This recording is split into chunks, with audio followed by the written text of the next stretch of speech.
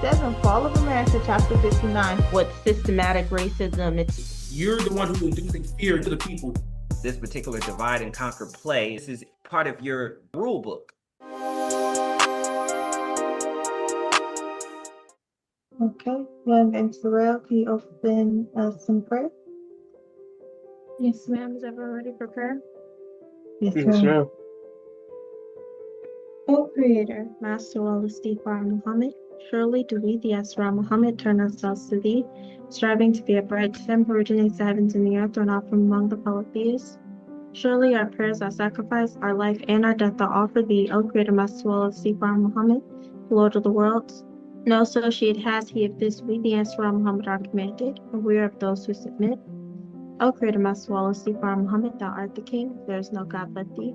God our Lord, and we are Thy servants. We have been greatly unjust to ourselves, so guide us to the best of morals, but none can guide us to the best of morals but Thee. And turn away from us the evil and indecent morals, for none can turn away from us the evil and indecent morals but Thee. No Creator, Master of Istighfar Muhammad, please make the glorious most honorable Elijah Muhammad successful, and please make the true followers of the glorious most honorable Elijah Muhammad successful, and please make we the Ansar Muhammad successful, desire and make Abraham and the true followers of Abraham successful, for surely Thou art praised and magnified here in our midst.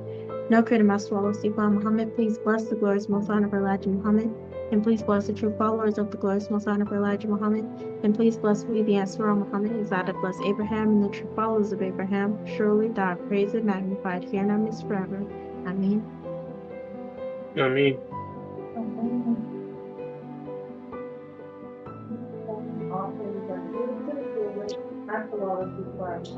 You're muted.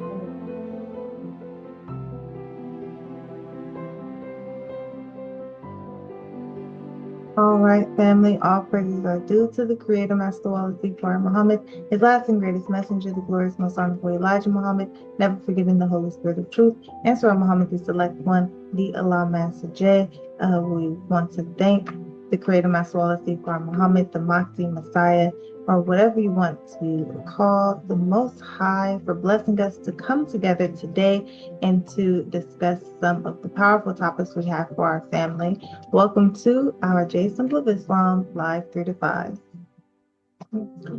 We are going to begin, as always, with our Nation of Islam live broadcast review.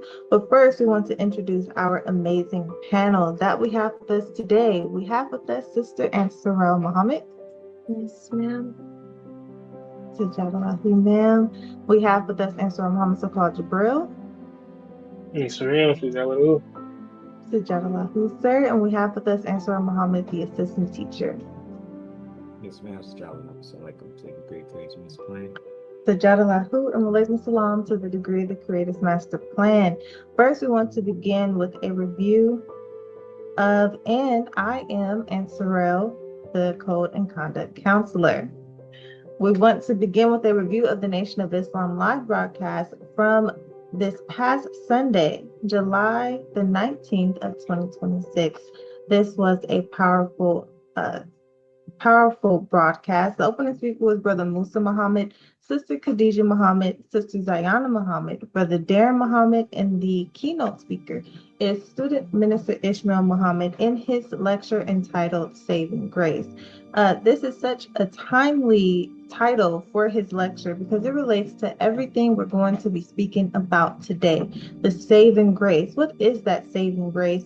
And how does it relate to us, our sojourn in the hills and wilderness of North America, and what we see going on in the world? We see tragedies, atrocities, triumphs happening all over the world, and there is one saving grace, and that's God. And every religion agrees with that God will be here to save his people, to resurrect them, and to deliver them, to destroy the wicked, and protect and save the righteous. So this is just a timely lecture from Student Minister Ishmael Muhammad. We want to get from our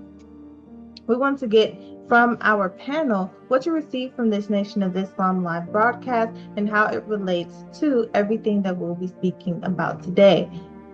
And so we will pass the line and open the line for our panel to share with us some of those degrees within degrees.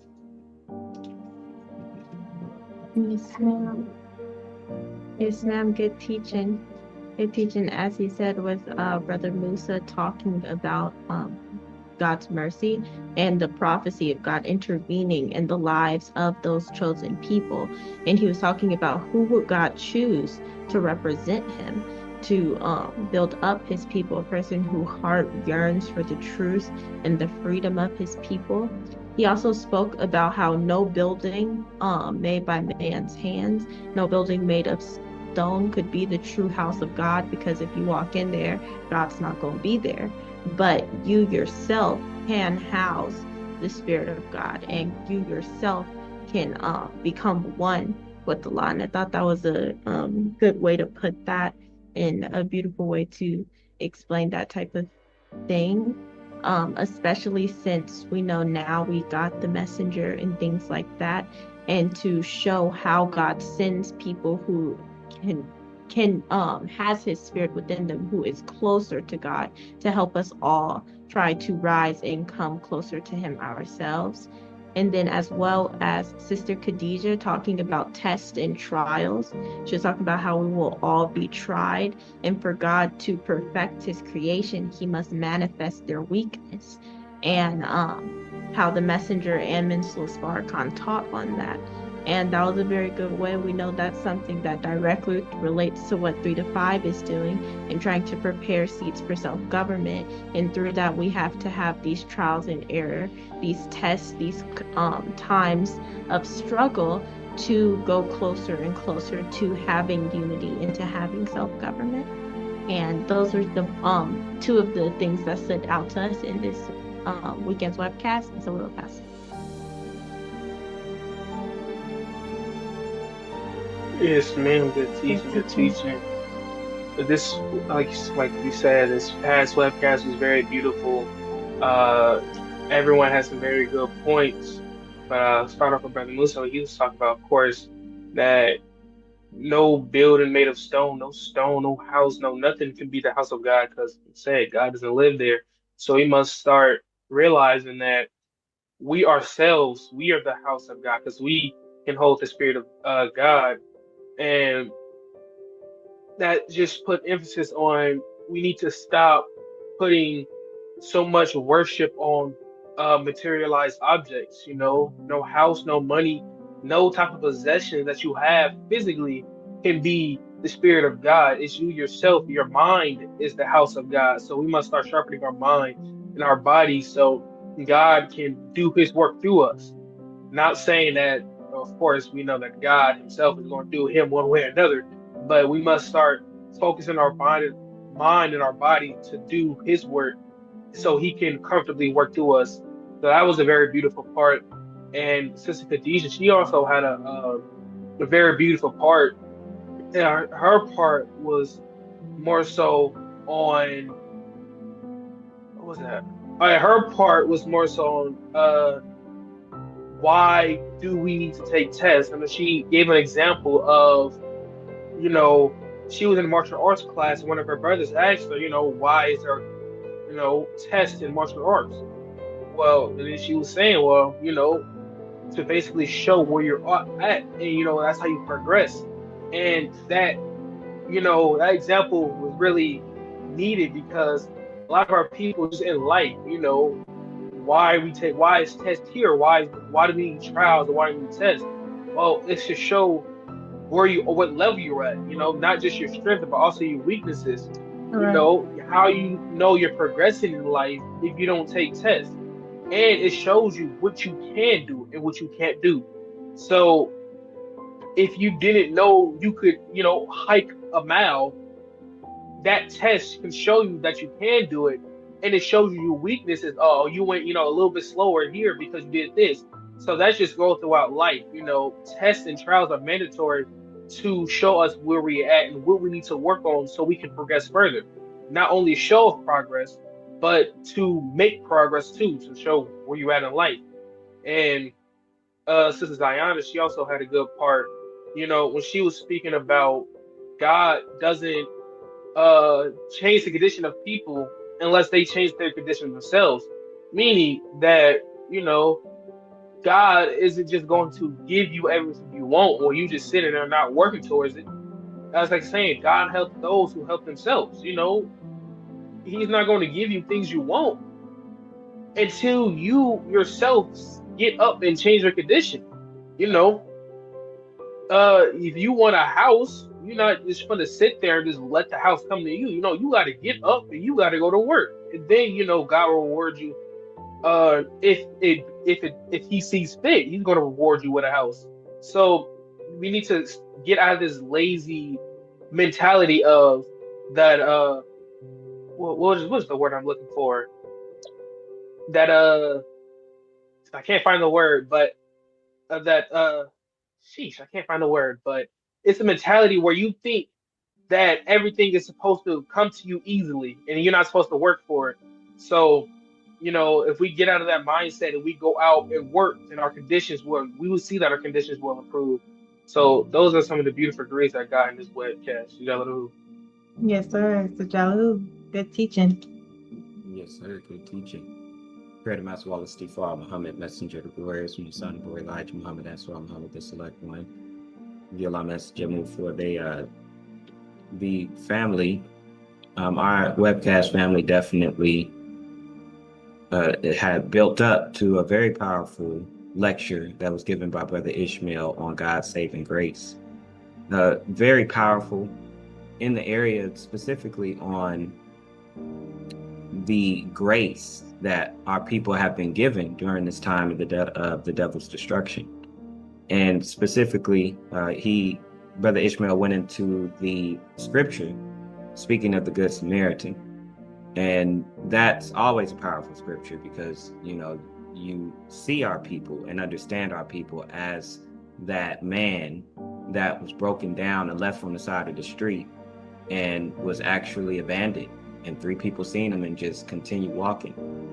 And when you get an understanding of who that Good Samaritan is, then you truly understand that that's Master Wallace Stefan Muhammad, God himself, coming to save us as a people. And what does it mean? The preacher, the Levite, Yes, sir. who are these people that continue to walk by? And this was something that was given by Jesus, asking, well, who do you think these people are? This is representative of the fact that our people were rejected and despised for the longest. And it took for God to come to actually come and pick us back up. Brother Ishmael went even further in the lecture, just speaking about the Black Madonna. Many of our people are the way that we've been raised. We don't even know too much about the Black Madonna and how Mary was depicted. And when you look at the picture of the Black Madonna and the way that they actually praise the Black Madonna, is a very dark woman. But this is supposed to be the mother of Christ. Just further evidence, that clearly shows that if you're speaking about Jesus, this is clearly speaking about a Black man. Yes, sir. Brother Ishmael went a little further, just speaking about how, our people having a powerful influence. This type of influence that we have where, we could fill up stadiums. And you look at the audience is white. We have an influence over the world. And this gives us a different level or a different type of responsibility. When you have that kind of power and you have that kind of influence. Now, this is all across history. This is not just in this time. Our people have always had this ability of gathering this type of attention. However, when it comes to the way that our people have been raised in this society, we've been trained to use it in the incorrect way. He ended the lecture really saying that the grace actually has a time limit, that that particular time of grace runs out. And our people are coming to the end or are at the end of that grace. You receive a grace period during these dark times, but after that grace period is done, then at that point, you have to make a decision. And that's really that goes really well with our universal agenda and what we'll be speaking on during our Live Through the Five which is the day of decision. We are consistently bringing our people to the understanding that right now is the day of decision.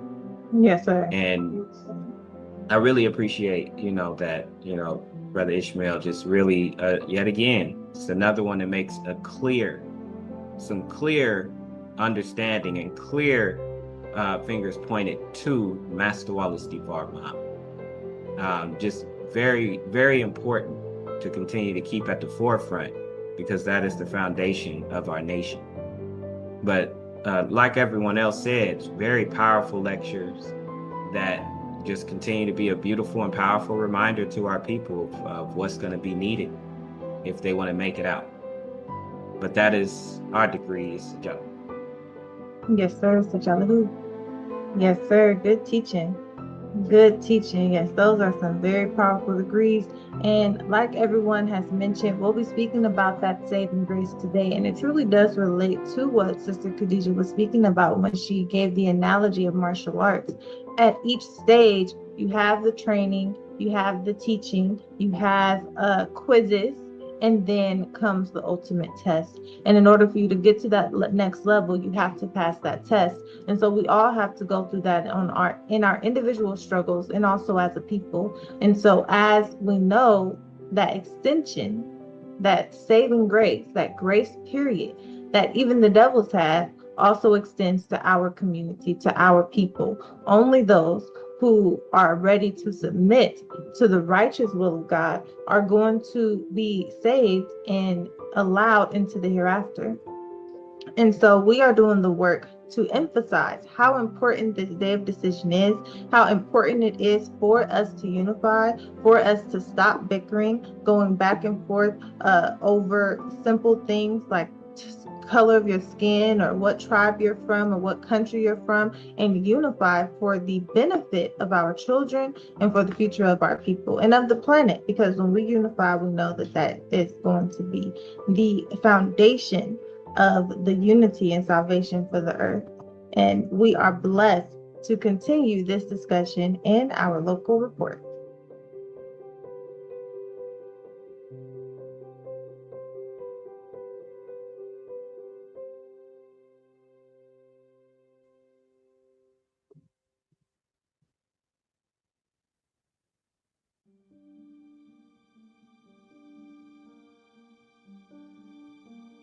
Okay, so we remain open in the name of the Creator, Master Wallace D. Muhammad, his last and greatest messenger, the glorious Most Honorable Elijah Muhammad, never forgetting the Holy Spirit of Truth, the Answer on Muhammad, the Select One, the Allah Master J Man. This local report. Today, we want to focus on some of the other situations and events that have happened that are significant to our people. There are some top headlines, and there are some cases that are smaller that also emphasize the importance of this day of decision and the importance of our unity. However, first and foremost, we want to emphasize that there are organizations in our communities today across the United States, across the Caribbean, across South America, across Africa, and all over the planet that does the work of striving to unify our people. And we want to bring some of those organizations to the forefront each week as we mention these local events. Because as we talk about the things that are threatening our unity, we have to give our people light at the end of the tunnel and let them know where to go to receive true unity. And so some of these organizations are like our organization, Black Unity Conference Universal.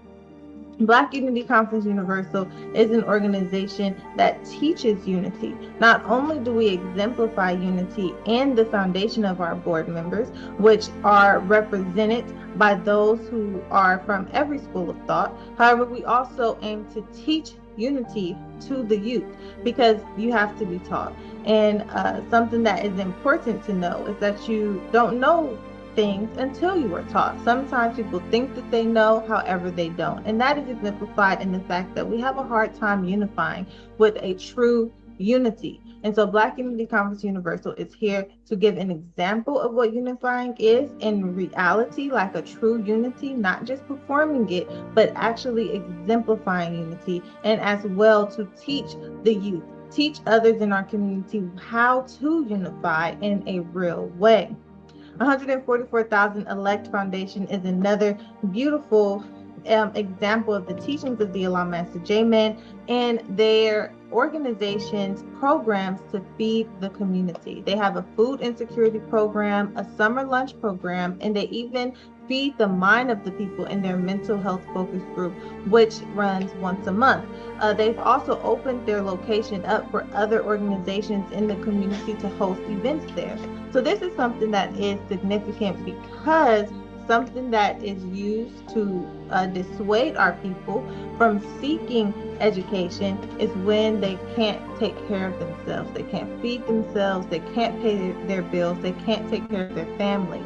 Food insecurity is a huge issue in the United States and across the world. For example, in Oakland, California, where 144,000 elect is, there are food deserts in East Oakland and in West Oakland. And what this means is that in order for a family to go to the grocery store, they have to drive 30 plus miles to get to the nearest grocery store. So instead of going to the grocery store, they may frequent their local corner store or fast food restaurants that are plenty in the community. So this means that there is a food desert, and 144,000 Elect, along with other foundations in the community, addresses this insecurity by having a food giveaway, a free food giveaway, and as well serving the youth with a lunch program. This is important work.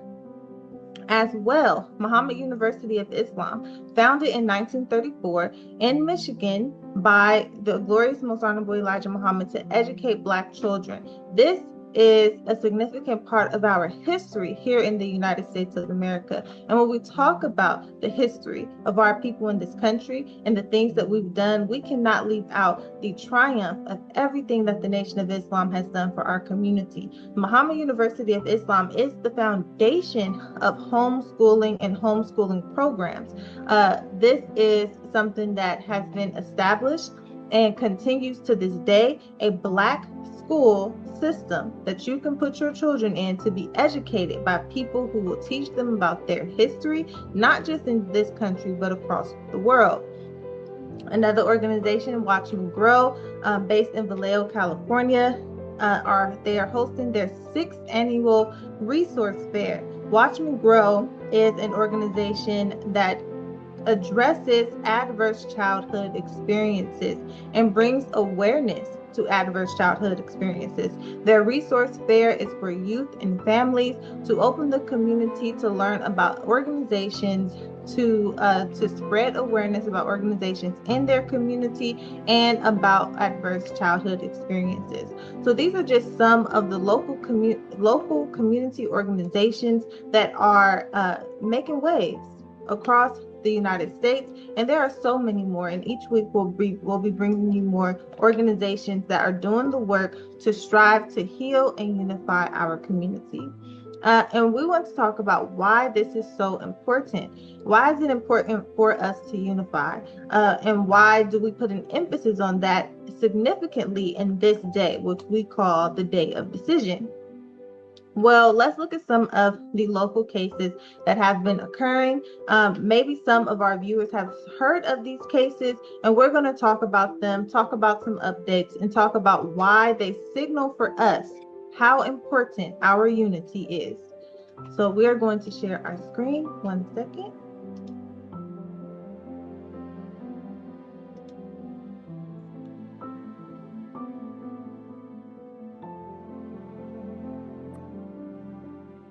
Cause of death undetermined, pending investigation.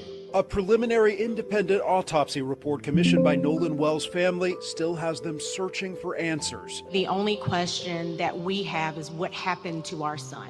The 18-year-old was last seen on July 4th, partying with friends off the Mississippi Gulf Coast. His friends have told authorities he stayed behind to be with a girl. His body was discovered 2 days later. Civil rights attorney Ben Crump said the report shows there was red discoloration on the back of Wells' head, but the reason is unknown. Really important to note that, yes, this was an independent autopsy performed by a very well-respected forensic pathologist. However, it was the second autopsy performed on Nolan's body, right? So the Mississippi State Medical Examiner's Office performed expeditiously their autopsy. We just don't know the results of that yet because they're crossing all their T's, dotting all their I's, waiting for the toxicology report to come back. We just have the benefit of getting these results more quickly. I would like to just set expectations for that. A second autopsy, you're never going to get as much information from a second autopsy as you do from a first autopsy, right? There were inherent limitations here. Somebody saw something. Somebody knows something. There were almost 300, 400 people. Somebody knows something.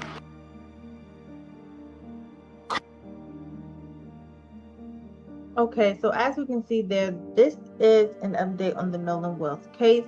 The Nolan Wells case, as everyone is more than likely aware, young 18-year-old Nolan Wells went on a 4th of July celebration to Horn Island with his friends who happened to be all white. Most of the people who were at the island were also white. He ended up going missing when he did not return home from this trip. His body was later found off the coast, partially in the water, deceased. And the initial investigation told the parents that there were no signs of foul play, which is alarming because, as we know in our communities, it is always important for us to question the official findings, especially when they come back so quick and where there are other questions. So some things that occurred that signaled to the family that they needed to look deeper into what happened to their son was the fact that, one, his friends that he was with did not contact them about their son being missing or not having returned on land with them. They went to the friend's house to retrieve Nolan's belongings, and the friends gave them a hard time, were hesitant, and it took some time for them to get the belongings. The mother then reports that once they finally got the belongings, the family closed the doors, shut them out, and stopped talking to them. That is alarming. Other questions. The friend said that Nolan bid them a formal farewell, said that he would stay on the island to go and be with a girl. However, they had his phone. This is suspicious because what young man is going to leave his phone on the boat? It makes sense if he's swimming that he would leave his phone on the boat because you don't want it to get wet. But if we're going to bid a formal farewell and I'm going to, hey, goodbye, I'm going to stay behind with her, the first thing that a young man, 18 years old in 2026 is going to do is seek his phone. And they had his phone. As well, when the mother retrieved the phone, his messages on Snapchat were missing. She knows that he frequents Snapchat. Messages do not disappear until 24 hours. The 24 hours had not been up. So this is an alarming case, but it points to something even deeper when we step out, when we zoom out and we look beyond just Nolan Wells' case. There are a number of cases and situations that signal to us that we have to be wary of being the only Black person in groups of white people for multiple reasons. But there's an increase in suspicious homicides involving young Black youth. And this traces back, we know that there's a long history of things like this happening. However, we're seeing it more and more today. And a lot of these cases have been quickly ruled suicides. A lot of these cases, there's no foul play, but maybe the cause of death is undetermined, but there is no suspects and no one is arrested. So let's look at some of those cases, and we're just going to go through them quickly. Kendrick Johnson, on January 11th of 2013, was found dead in an upright gym mat. The family has named 2 classmates as suspects who they would like questioned. However, those classmates' father is an FBI agent. They filed a civil lawsuit. However, the civil lawsuit was dismissed. They did order an independent autopsy, which found blunt force trauma to the neck, and Kendrick's organs were missing. Jaylani Day, August of 2021, found in the Illinois River, badly decomposed. His jawbone was reportedly sawed out and his organs liquefied. His eyes and teeth were missing. His death was ruled an accidental drowning. Stephen Smith, July 8th of 2015, was found on a rural road.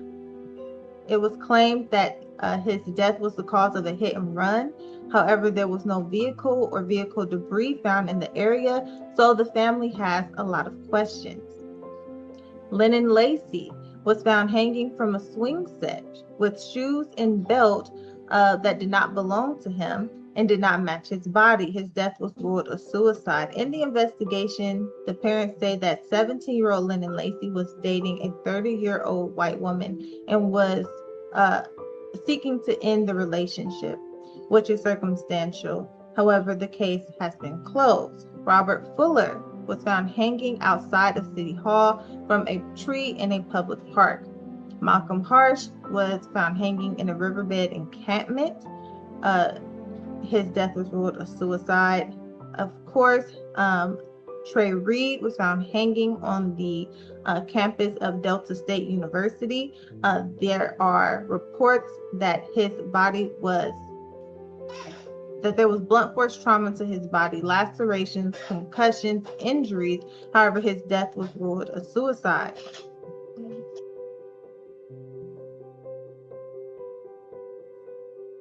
There are even a lot of cases of Black people going out swimming and either being left behind by their friends or they suspiciously drowned, though they were a swimmer. And this also relates to the case. This also relates to the case of Robert Muhammad.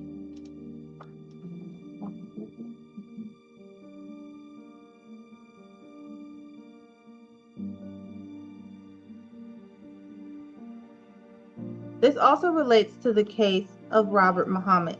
His wife, Yvette Muhammad, claims that his co-workers, they went on a boating trip for their job. It was a job excursion. They went on a sailboat. The friends or co-workers claim that Robert Muhammad jumped off of the boat to swim back to shore with the friends and he drowned.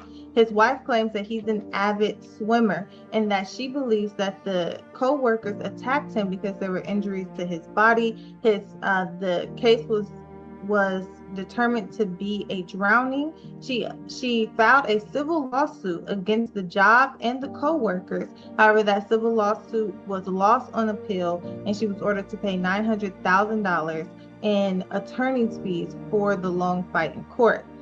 This is an interesting case because Brother Robert Muhammad was a minister at the Grand Rapids Mosque.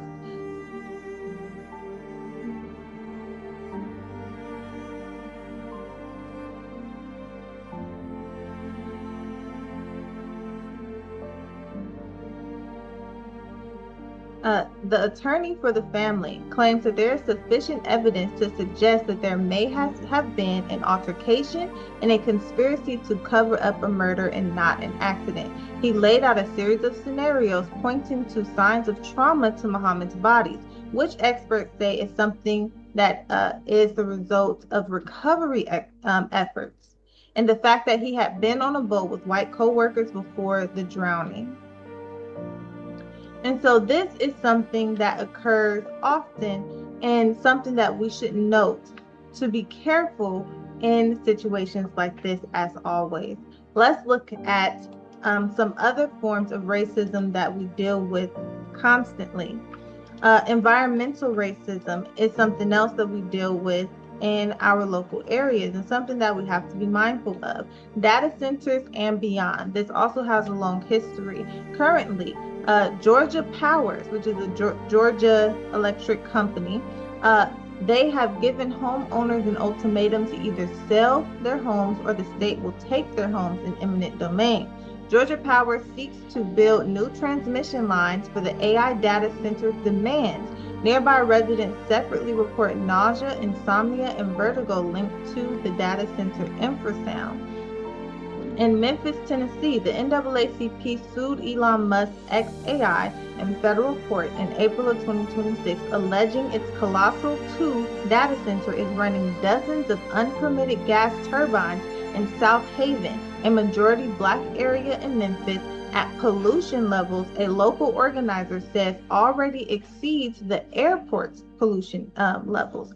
XAI added 6 more turbines after the lawsuit was found, and the NAACP is now seeking an emergency shutdown order. In St. James Parish, LA, which is being called Cancer Alley, a federal court ruled on February 9th of 2026 that residents can proceed on every count of the lawsuit, arguing that concentrating polluting industries in 2 major black districts, some built over unmarked burial grounds of enslaved people, violate the 13th Amendment as a vestige of slavery because they're building these data centers over the burial grounds of enslaved people, which is supposed to be protected. Those districts rank in the 95th to 100th percentile nationally for air toxic cancer risk, versus the 34th percentile in the parish's wider districts. So this also has a long history of black people and black communities and black towns being uprooted from their home in a racially motivated effort. So Russell City in Hayward area, California, black families built this unincorporated community in the 1940s to 50s. Alameda County denied them paved roads, denied them sewers, and denied them street lights for decades. Then they cleared the area for industrial development. Seneca Village, where Central Park is, a rare black land-owning community in Manhattan's west side with homes, churches, and a school. New York City used eminent domain to clear it for Central Park. They did give compensation, but it varied widely. And this compensation was often very low. So even in 1940s to 50s, $2,000 can't buy you a new house. But that's the range that we're talking about for this compensation when they take your land and force you to move somewhere else. Greenwood District in Tulsa, that is where the Tulsa riots were, where white mobs destroyed an entire black community where we had offices, newspapers, hotels, schools, and they killed hundreds of black people, and the survivors received little direct compensation, and their insurance was even denied. Bruce Beach, Manhattan, the Bruce family ran a lodge and resort that served black beachgoers. LA County seized the beach resort by eminent domain, paying far below its long-term value. I believe that Gavin Newsom has returned the beach ownership to the descendants of the Bruce family. Chavez Ravine, a black and Mexican American family community where there were homes, mutual aid networks in the hills of Los Angeles, California. The city cleared it for public housing and later Dodger Stadium. And so there's just an untold number of these type of stories of black communities being uprooted, seized through eminent domain, and taken over for an effort by the state or by the government. For example, the Pentagon sits on land where black families and former war veterans had their homes, their schools, and their businesses, and through federal military expansion, they were removed from their communities, and later the Pentagon was built.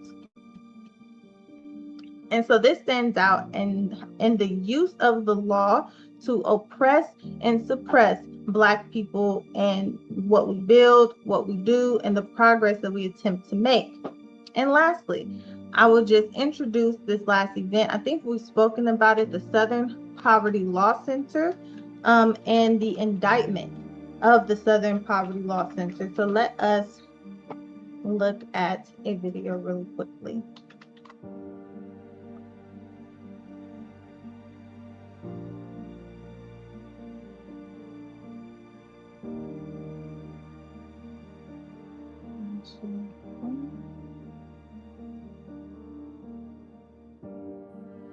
Good afternoon. Today, a few minutes ago, in the Middle District of Alabama, a grand jury returned an 11-count indictment charging the Southern Poverty Law Center with 6 counts of wire fraud, 4 counts of bank fraud, and 1 count of conspiracy to commit money laundering.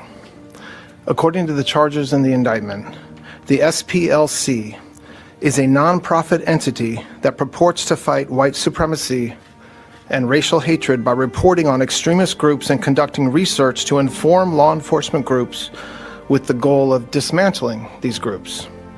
As the indictment describes, the SPLC was not dismantling these groups.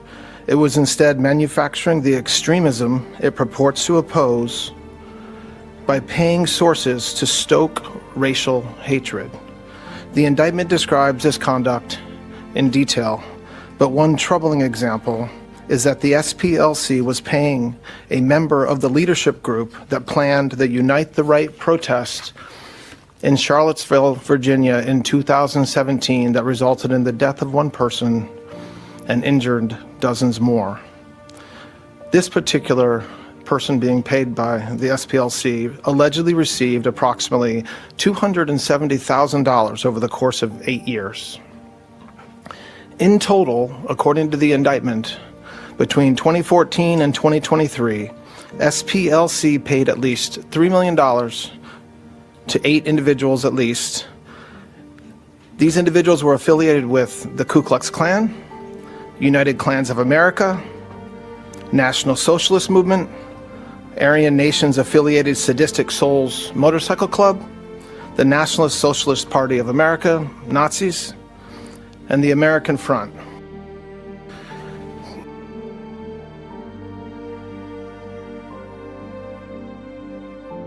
So this indictment that the FBI has gained a grand jury indictment on for the SPLC is interesting. So let's just talk about some of the language that's being used in this press release versus the language that is actually in the indictment. They're alleging that the SPLC, the Southern Poverty Law Center, secretly funneled money to hate groups in order to manufacture hatred. In the indictment, it says that they paid informants inside the KKK and other hate groups without telling donors. That's what's in the indictment. The indictment actually alleges, and what the indictment actually alleges and what officials said at the press conference are 2 different things.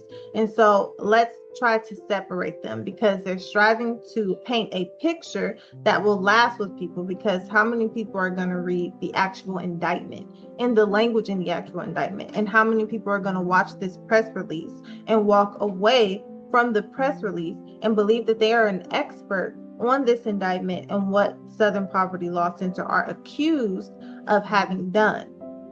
The charging document itself alleges that the SPLC made payments to people in hate group leadership positions for information. The acting attorney general that we just saw, Todd Blanche, told reporters the SPLC is manufacturing racism to justify its existence, paying sources to stoke racial hatred, not dismantling extremism, but funding it. The FBI director, Kash Patel, said the SPLC utilized the funds to have these groups facilitate the commission of state and federal crimes. So the federal government is accusing a Black organization that has been in existence for decades of funding racial extremist activities, of manufacturing racial extremist activities. So this goes to their attempt to say that these things don't exist, these things are fake, and actually Black people are paying and creating all of this stuff themselves. When a reporter asked Blanche directly whether the DOJ had evidence the payments materially supported the hate group's actual operations, he backed off. He said, "I want to be careful to keep any comments that we make inside the indictment." So what the indictment lays out is payments to individuals who had leadership positions within these organizations.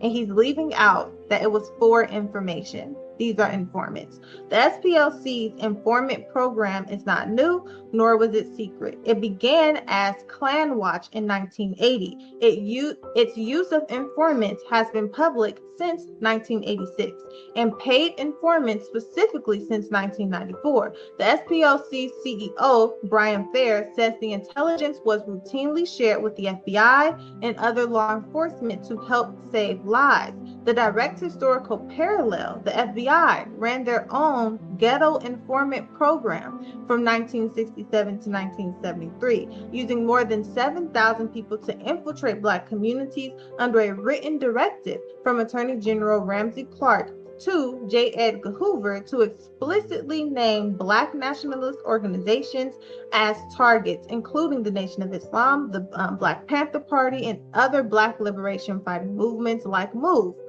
Andrew Wiseman, who's a former chief of the DOJ's fraud section, a lead Mueller prosecutor, and now a New York University law professor, has publicly picked apart the indictment's own language, noting it never explained what makes the bank accounts fictitious when real sole proprietorship paperwork exists, and that 7 accounts opened the same day at the same bank cuts against the theory that SPLC was trying to deceive the bank. SPLC's own attorney, Abe Law, says the case is fundamentally flawed and accuses the DOJ of leaking the indictment to the media before it was unsealed. National Urban League President Mark Morrow said it's nakedly political, saying it places the Justice Department in the posture of, in effect, defending white supremacist groups like the Ku Klux Klan. SPLC has pled not guilty and is seeking a dismissal as a vindictive prosecution. And so this case is very interesting because the federal government is setting a precedent here. It's very true, that last statement, that they are in effect defending white supremacy when they charge a Black organization that has long defended the rights of Black people as having funded these organizations, meaning that the KKK wasn't all that bad. Black people were manufacturing that. That was fake in order to justify the so-called woke DEI policies.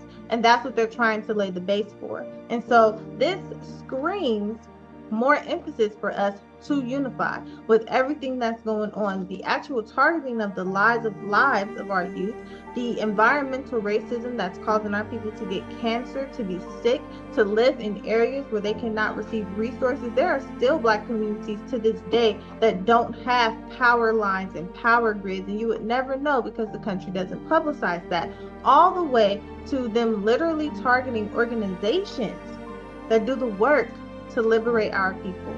And so we want to put this to our panel and see if you all can share with us, what do you think of these cases and how they relate to this day of decision? How do they relate to the emphasis that we need to have on the importance of our unity, on the importance of our coming together, and ultimately the importance of our exodus from this country that we know the writing's on the wall that it is falling. And so we'll pass the line to Jafalapu.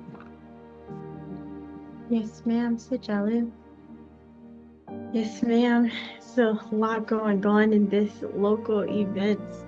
And so just starting with the Nolan Wells case, of course, the lady in the video explained that the second autopsy was done.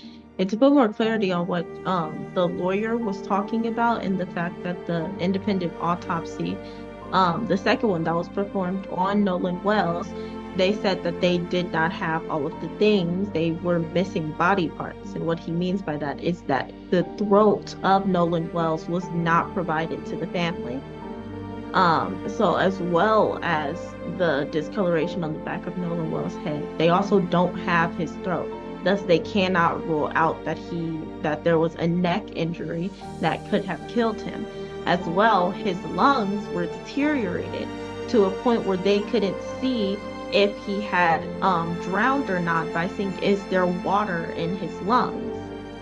So those two things together makes it where the second autopsy it could barely see or find anything. So we have to basely and completely rely on the autopsy done by the Mississippi State, which of course isn't as trustworthy. continuing with the Poverty Law Center, it's interesting to see them try to indict the Poverty Law Center for doing things that the FBI has done multiple times.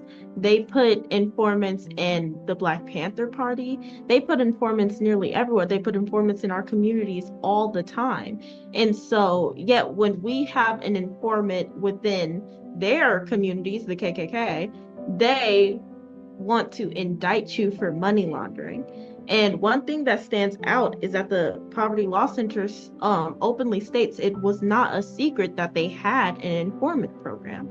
So to bring this forth, and that's just the indictment.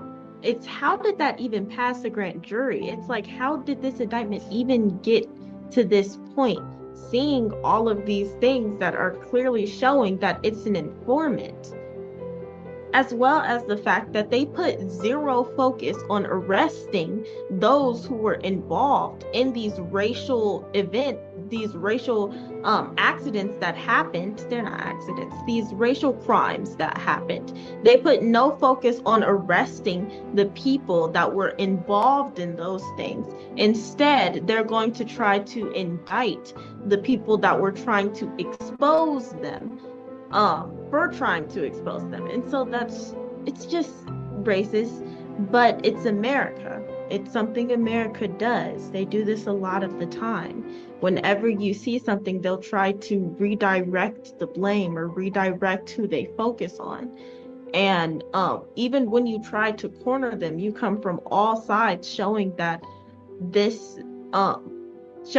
they need to focus on the clear racism that is happening. The Poverty Law Center, as they said, it's not a secret. This was something open.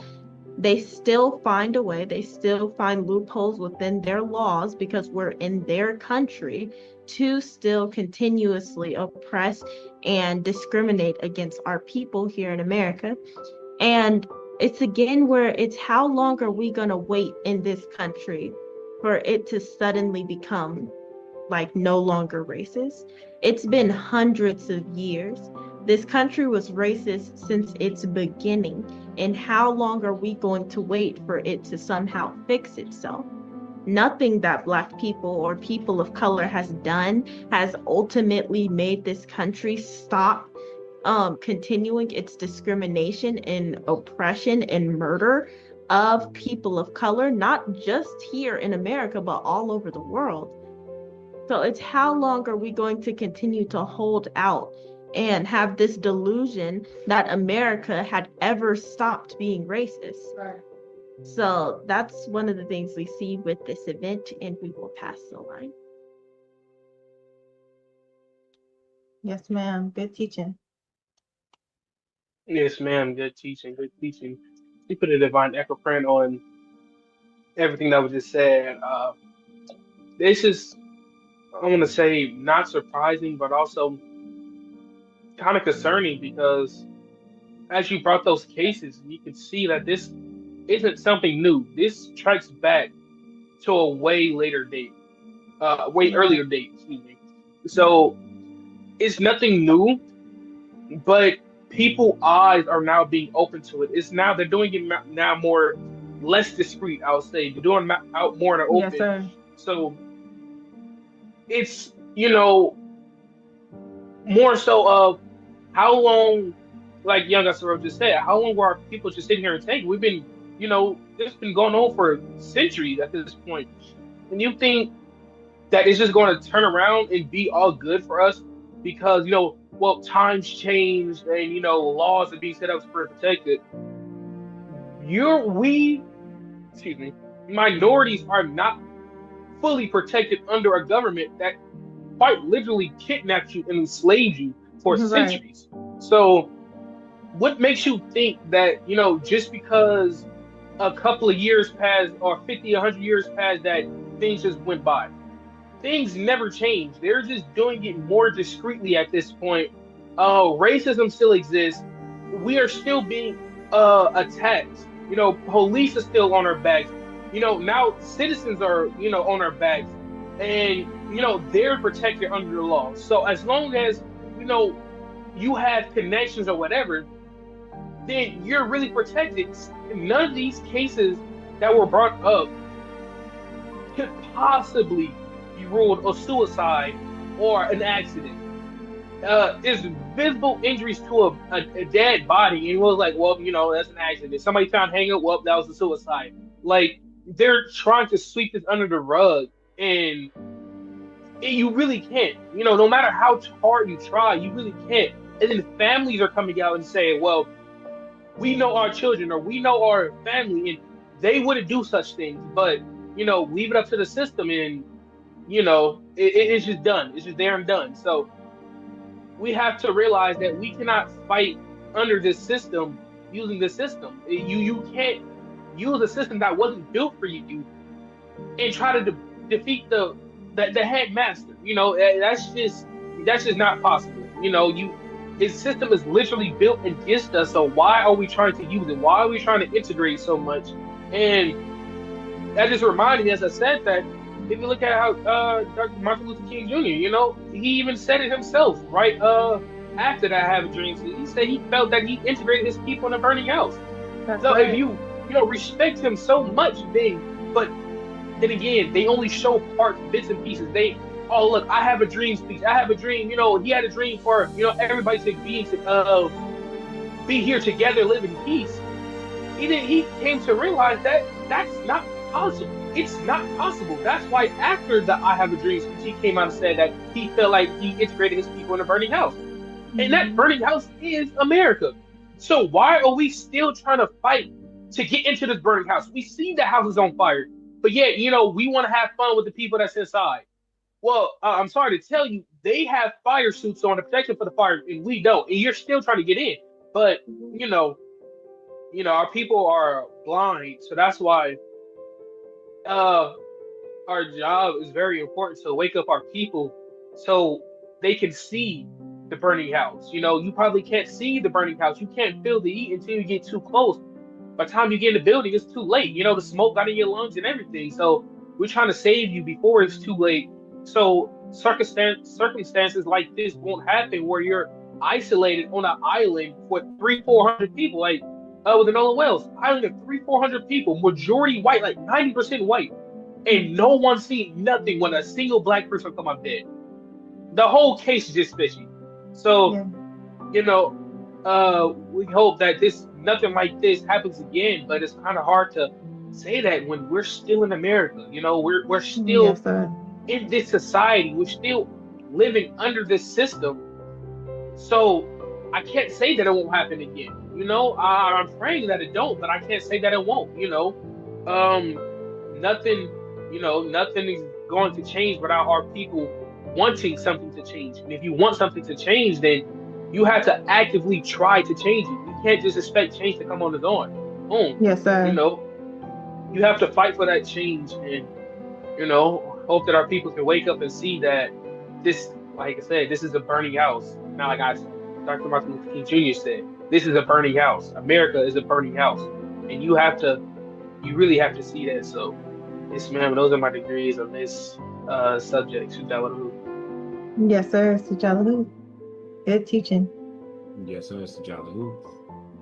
If we put a divine echo print on those degrees, like Young Sorrell said, it's just a lot to pull from those local events. But just real quick to add to just a couple of those events, the messenger, the glorious Mosana Boy Elijah. Oh, okay. All right. My camera was off. All right. So, the creator, Master Wallace D. Farr Muhammad, in this area here, family, what is interesting and something that we keep in mind, the messenger, the glorious Most Honorable Elijah Muhammad, always gives us very powerful quotes from his book, Message to the Black Man, that is supposed to serve as preventative medicine for our people. Specifically in cases like this, you basically are hearing multiple cases of the government's corruption when it comes to our people. And so it's very important specifically that our people are aware of this. And this is what the messenger is saying here in the message to the black man. Here, we get to it here. I thought it was just set up. There it go. In chapter 23 of Message to the Black Man, it says, get knowledge to benefit self. And he said, I am for the acquiring of knowledge, or the accumulating of knowledge, as we now call it education. As we now call it education. First, my people must be taught the knowledge of self. Then and only then will they be able to understand others and that which surrounds them. Anyone who does not count or does not have a knowledge of self is considered a victim of either amnesia or unconsciousness and is not very competent. The lack of knowledge of self is prevailing condition among my people here in America. And that's why it's so important right now. Our people are dead for a lack of knowledge. That's a scripture in Hosea, specifically speaking about how when you're not given the knowledge of yourself, you're not taught how to protect yourself. You're not taught how to prevent these situations from happening. So if we were to look at all of these situations happening, I mean, just look at Nolan Wells' situation. Of course, we understand that it's a whole lot surrounding that, but just looking into the governor himself, you start to see what the messenger means when he say that which surrounds them. You know, Mr. Tate Reeves was very quick to dismiss foul play, even though he himself was able to admit that he didn't follow the case closely, even didn't talk to the police officer.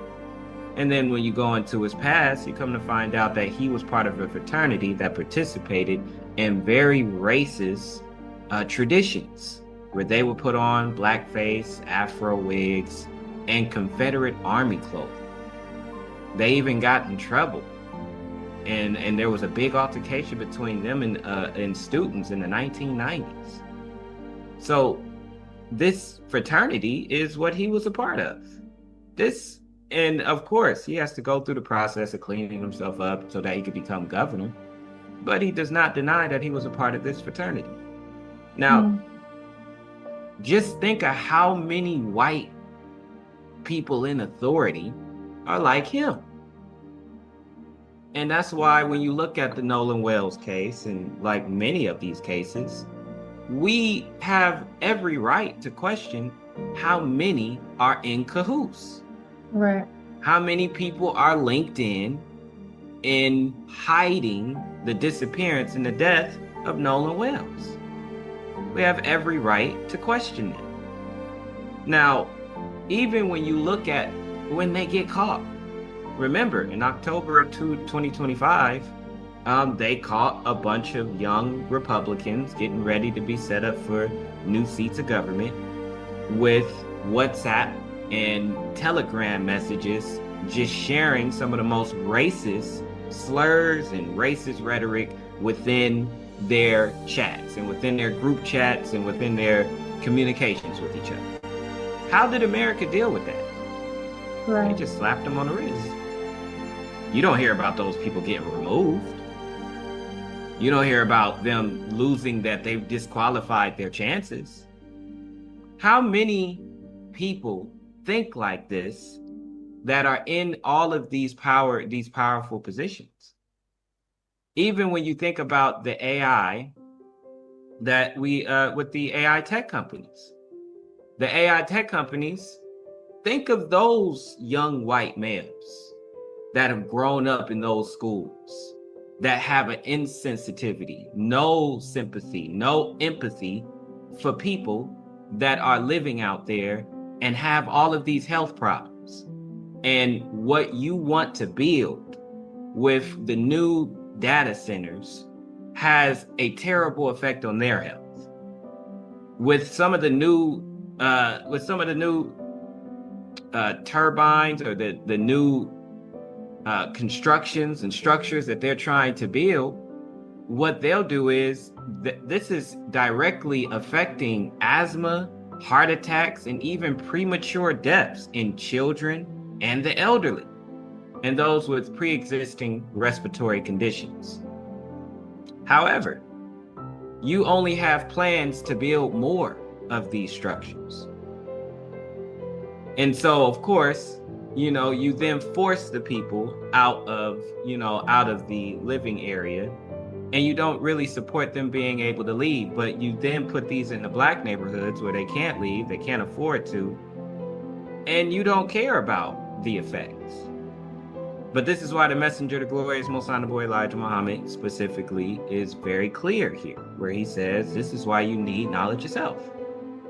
That's the only way that you're going to be able to be aware of what surrounds you.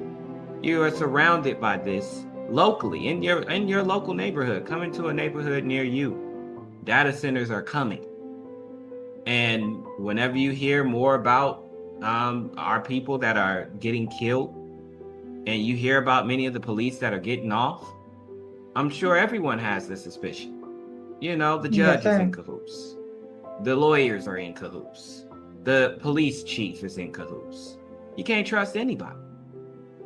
And this is what you experience here in America, and this is why it's so important. That's why we were happy that the Nolan Wells family at least went out to get an independent autopsy, even though the independent autopsy was after the first autopsy, and the first autopsy then removed all the critical information that they would need to get a good understanding of what might have happened.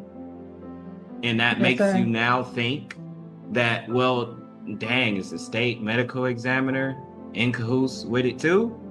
Are y'all, when you went to examine the body and took the body parts out to go about doing the research to see what happened to the brother, did you find some things, and are you hiding that? Did the family, the white family, get to you? And I mean, looking at Mr. Tate Reeves, the governor of that time, it looks like he's under a lot of pressure. That if the whole world is kind of got their eye on you about this, looks like another racist thing that just happened to our people. Yeah, you're a little bit more adept to being like, let me try and hide as much as I can. You look suspicious. And we have every right to have that suspicion. Yes. And if you were to talk to any white audience, if you were to talk to anybody that's white, that's like, well, I don't believe in that. I don't think that that's right. I don't think that people should do that.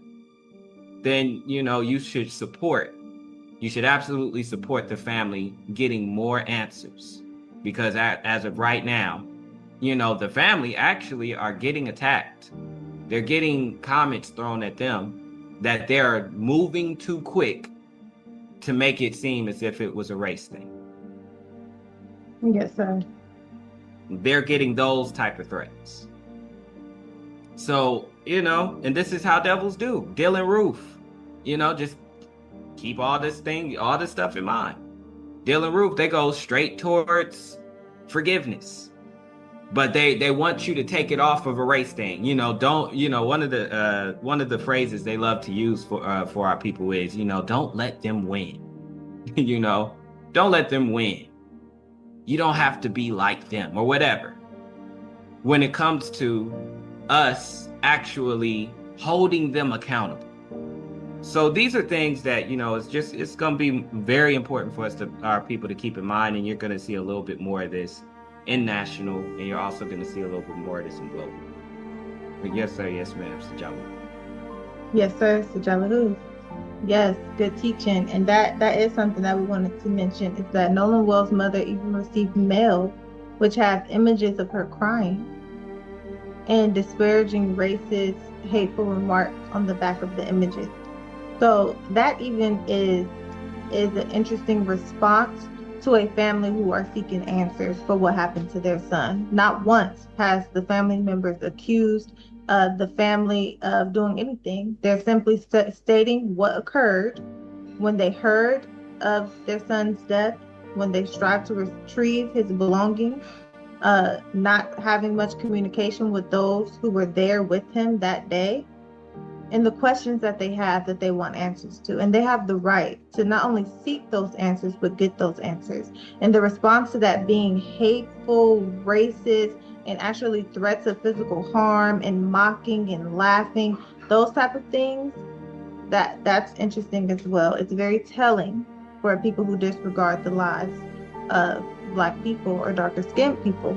And so let us continue with our reports for the day. We're going to pass the line to our true self, Answer Muhammad so-called Jabril, for our national report. Yes, ma'am. Yes, ma'am. Yes, ma'am. Now we will get into our national sphere. One of these events will be Senator Lindsey Graham. Senator Lindsey Graham, he passed away at the age of 71 on July 11th, 2026, due to health issues, which is an artery aortic dissection. Governor Henry McMaster, okay, appointed Graham's sister, Darlene Graham, to fill the seat the end of his term, which will be in January of next year, 2027, and a special primary to determine who runs for the full 6 year term is set to fall in August. And that is very interesting if you see how, who Lindsey Graham was and, who he was played by his sister, which, the way they did it, she was sworn in on July 14th, just 3 days after he died. And, just interviews and seeing her talk, it seems like, I'm here to do better. The typical whoever runs for something, I'm going to do better for y'all. I'm going to do this, I'm going to do that. Even though we know there's not much you really can do with just a couple of months till January. So, we're going to get into a little bit of who he was and, how did he run and, who's taking over him. And our next event will be the ICE, an update on the ICE agents and the National Guard, National Guard and ICE, and what are they up to? Well, we know that just recently, Tyron Johnson, a former Tennessee State University student and a new father, was shot and killed by two Tennessee National Guard soldiers assigned to the Memphis State Task Force in the early hours of July 5th, 2026, following a foot pursuit after reports of gunfire near Ida B. Wells Avenue. The Tennessee Bureau of Investigation is conducting an independent investigation at the request of the Shelby County District Attorney. So this event, just hearing that, raises questions because not only did he get chased and killed, he got killed by not police officers, National Guards. So, of course, we know last year in October, President Trump deployed the National Guards to Memphis and other places, but in Memphis to, fight crime, not to fight crime, to bring down the crime rate. They're operating with local law enforcement to, bring down the crime, even though before the National Guard got there, crime was already declining. They were declining when they got there. And then you put National Guards there. For what reason? Only President Trump knows. So that is a very interesting event because it raises questions because, and if you look at the report of how he was killed, they say he was shot because he turned around and had a gun. The report didn't say he raised the gun, he didn't threaten anybody with the gun, he didn't point the gun at anyone. He turned around with the firearm and he was shot. And police officers were there at the scene, but then again, and the fact that this happened on July 5th, early morning July 5th, and it's still under investigation. It's like exactly it's the same thing going on with the Nolan Wells case. It's like, how does no one have answers for what happened or why is it still in the investigation of no one came out in statement saying he pointed the gun at somebody or nothing. They was chasing him. He turned around and 4 people that was there couldn't say he pointed the gun or nothing. It was nothing like that. He had a gun. He turned around. He got shot and killed. So just bring this to you, meaning that ICE officers and National Guard are still here. You know, I know it was hot a couple of months ago when they were trying to gather up all the immigrants. You know, was putting them in these detention centers and doing all this. National Guards were deployed in multiple states. People think they're just going because it died down on the media. And this event is to, refresh our memory that they are still here. They're not rolling around as deep as 20 unmarked cars, five people jumping out of one car, hopping on one person. Just because they're not doing that anymore doesn't mean that they're not here. They're still in your local communities working with law enforcement, local law enforcement, and still doing the same thing. It's just not broadcast as high up as Yes, sir. on your daily news. But when things like this happen, it raises like, okay, what's going on? Why are they still in our cities, and why are they still terrorizing our people? So that was remind your family, be careful. They're still here, and try to stay as far as late as possible. Anyway, that's the only suggestion I can give. And Yes, sir. for last and not least, event I want to bring to the family would be which a lot of people probably already seen this because it's kind of crazy. The U.S. and Israel military integration provision in the NDAA. Before I talk about it, I want to show a clip. Yes, sir.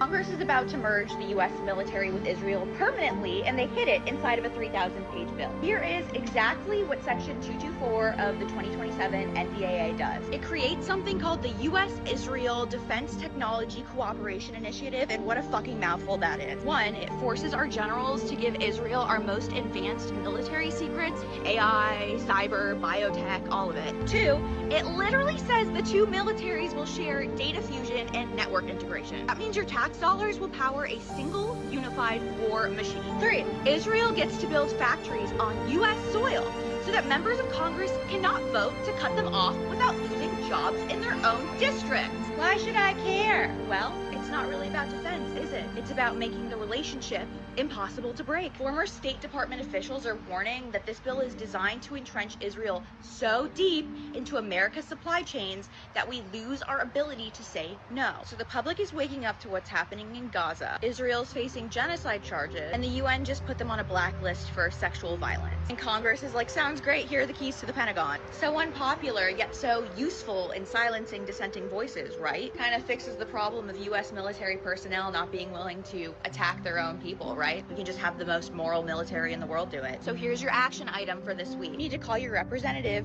this week, not later, as soon as possible. You can even tag them in this post. You're gonna tell your reps to vote no on NDA. Okay, so as y'all heard in that video, U.S. military and the Israel military are basically one military at this point. And like she said in the video, it's strengthening the military so much that it's practically an unbreakable bond. The U.S. military is basically Israel military at this point. And the question is, what is this move for? Israel and America were already allies, but why do this now? Why, integrate the forces when pretty much a lot of their resources that Israel gets, all of their bombs, all of their military forces, a lot of it comes from the U.S. So why integrate these forces? Well, obviously, it's because to show that no matter what Israel does, the genocide they commit, the sexual harassment, they're on a blacklist, no matter what they do, America got their back. That's literally what this is showing, that as evil as Israel is, no matter how many countries go against it, no matter how the world views Israel, America got their back. They're one and the same. So this is, very puzzling, very, like what is going on. But then again, how I keep stating uh, that it shouldn't be surprising. But even though I keep saying that, even this one kind of caught me off guard. Like, what do you mean y'all integrating the military? So this is kind of put fear in, basically Iran, countries like Iran who is at odds with Israel right now, showing that if you mess with Israel, you mess with America. If you mess with America, you mess with Israel. So, it's just showing how vile America can really get. And this is just an example of it. And I wouldn't be surprised if they done. I can't say that. I probably will be surprised, but we shouldn't be surprised if they just pull something out of their back pocket, something far worse than this, because this is what they do quite literally for a living. So I want to ask our panel, how does this do with the algorithms, and how does this tie into the day of decision? And what does this show us for America, and what direction is this world moving in right now, and how does this force our people to make a decision? So with that, I'll pass the line to the panel. Sujawalu. Yes, sir. Sajabalahu. Yes, sir. Good teaching, Sajalahu. That's a powerful question. These are a lot of events to consider, and they all relate to the algorithm in specific ways. We know the algorithm is being used to target the mind of the people, and that's all people in the United States. They're striving to curate these sentiments. There are things happening on every level, basic levels, deeper levels, mid levels. There's something going on. And so the first one, the National Guard, of course, our people being targeted, this is a long-standing issue. The history of the National Guard is something outlined in the King Alfred Plan. It goes back to King Alfred and his burghs. The use of the National Guard, the creation of the National Guard having been militias, the use of militias today, accelerationist groups and groups who are anti-government that are in the United States of America today, some of them officially, some underground. Regardless, the use of arming these type of groups is the history of the National Guard. So their history, along with the history of the police, which is a history that goes back to slave catchers, and so that really relates to how they interact with Black people on the streets, all of that gets interesting. However, we know this actual situation, the Trump administration almost immediately upon re-election sent the National Guard out to specific cities. These cities are cities that have historically had high crime rates, specifically to target Black communities. Black communities are not the only communities to have high crime rates, but of course, those are the only communities that racist people want to highlight. And they sent the National Guard out. President Donald Trump also mentioned other cities that was on his target list. These cities being Chicago, Los Angeles, Oakland, and Baltimore. These cities specifically all have Black mayors who have been elected, which means they were voted into office by the people. And each of these cities actually in 2025 were at a record low in crime. So the data shows over a course of time that in 2025, the low rate of crime and killing and theft and all of those were at a record low. It hadn't been this low in about 25 years. And so at this time, it's very interesting that this is when the call for the National Guard is sent out. So that signals to us that this is something bigger than just simply fighting crime. Because if you were concerned with fighting crime, there are so many efforts that have been put in place. The Trump administration also stripped funding from organizations that address crime. Funding for organizations that research the connection of poverty and crime. They stripped that funding. They said that stuff is not working. Regardless of the fact that these places were at record low crime, they said that's not working. Crime is just too high. And so that's significant. The National Guard in some of these places were pulled out. However, as we see, the National Guard is still in Washington. The National Guard is still in Memphis, Tennessee, and the National Guard is still in select areas in Illinois, specifically Chicago. This situation is interesting because since the National Guard was deployed to Memphis, Illinois as a safe task force, they have killed, including Tyron Johnson, 5 people. So the National Guard troops have killed 5 people just in the less than a year that they've been in Memphis, Tennessee. This is interesting because in 2024, 5 people were the amount of people killed by the Memphis police the whole year. So that's interesting as to why the National Guard, who are there to support the police officers' efforts, yes, but they aren't police. So they're not investigating, they're not making arrests, they shouldn't be giving chase and shooting people. The excuse, of course, it's always going to be we were responding to report of gunshots in the area. This young man had a gun. He turned in our direction with the gun, justification to shoot him. They do this often with the 2 Hispanic men that they killed, that ICE killed. They use similar tactics. So they killed both of these men. Neither of these men were the target of their so-called operation that they were coming in to get an illegal immigrant. Neither of these men were the target. And their excuse for shooting and killing these men while they were in their cars was that they were driving their car in the direction of officers. Of course, witnesses dispute those claims and say no, they were not driving in the direction of officers. They were driving away. Whether that's fleeing officers or not, again, running from officers or fleeing officers is not a justification to shoot and kill that person.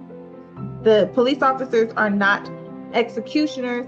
They don't even make a judgment on whether someone is guilty or innocent. All they do is make a quick arrest, get a suspect, which means you are suspected of something. The law says you are innocent until proven guilty.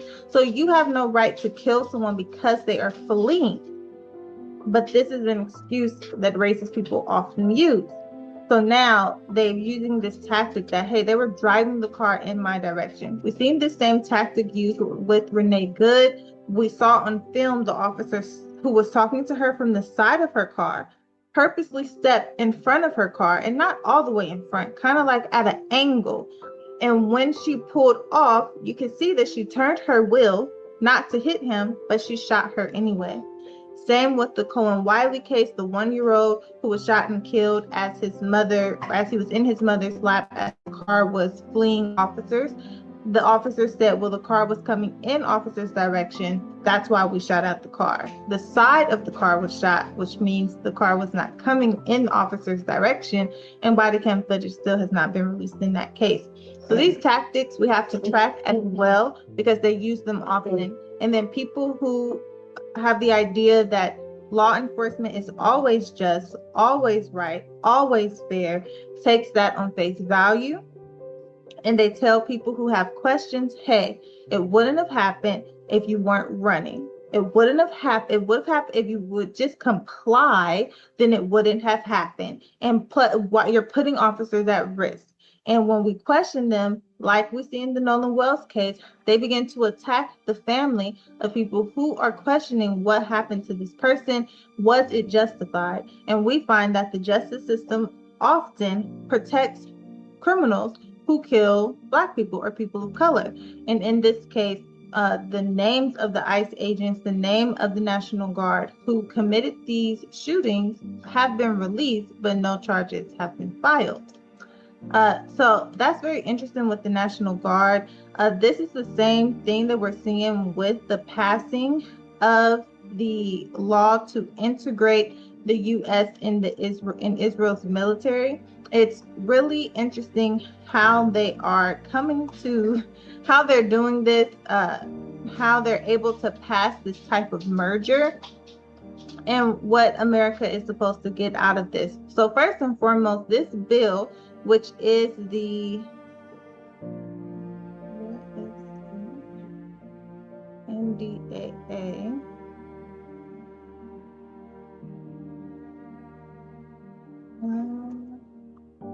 The name of the bill.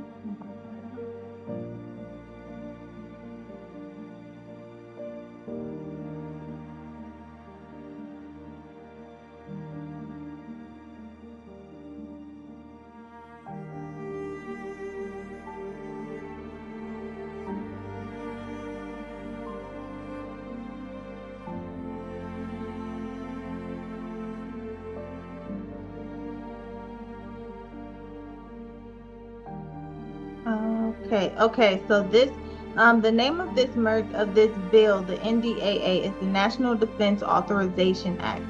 And this act has a lot of things in it. One of the main things that it does is it jumps military spending from $900 billion to $1.5 trillion for the military. This is because the Trump administration says they need this funding to continue this war with Iran, the war that most of Americans do not want to continue, the war that is resulting in the death of many Americans as this illegal war continues. It also merges the technology and defense research of the United States and Israel. And why does the United States need to do this? They've given multiple reasons as to justify this merger with a foreign government.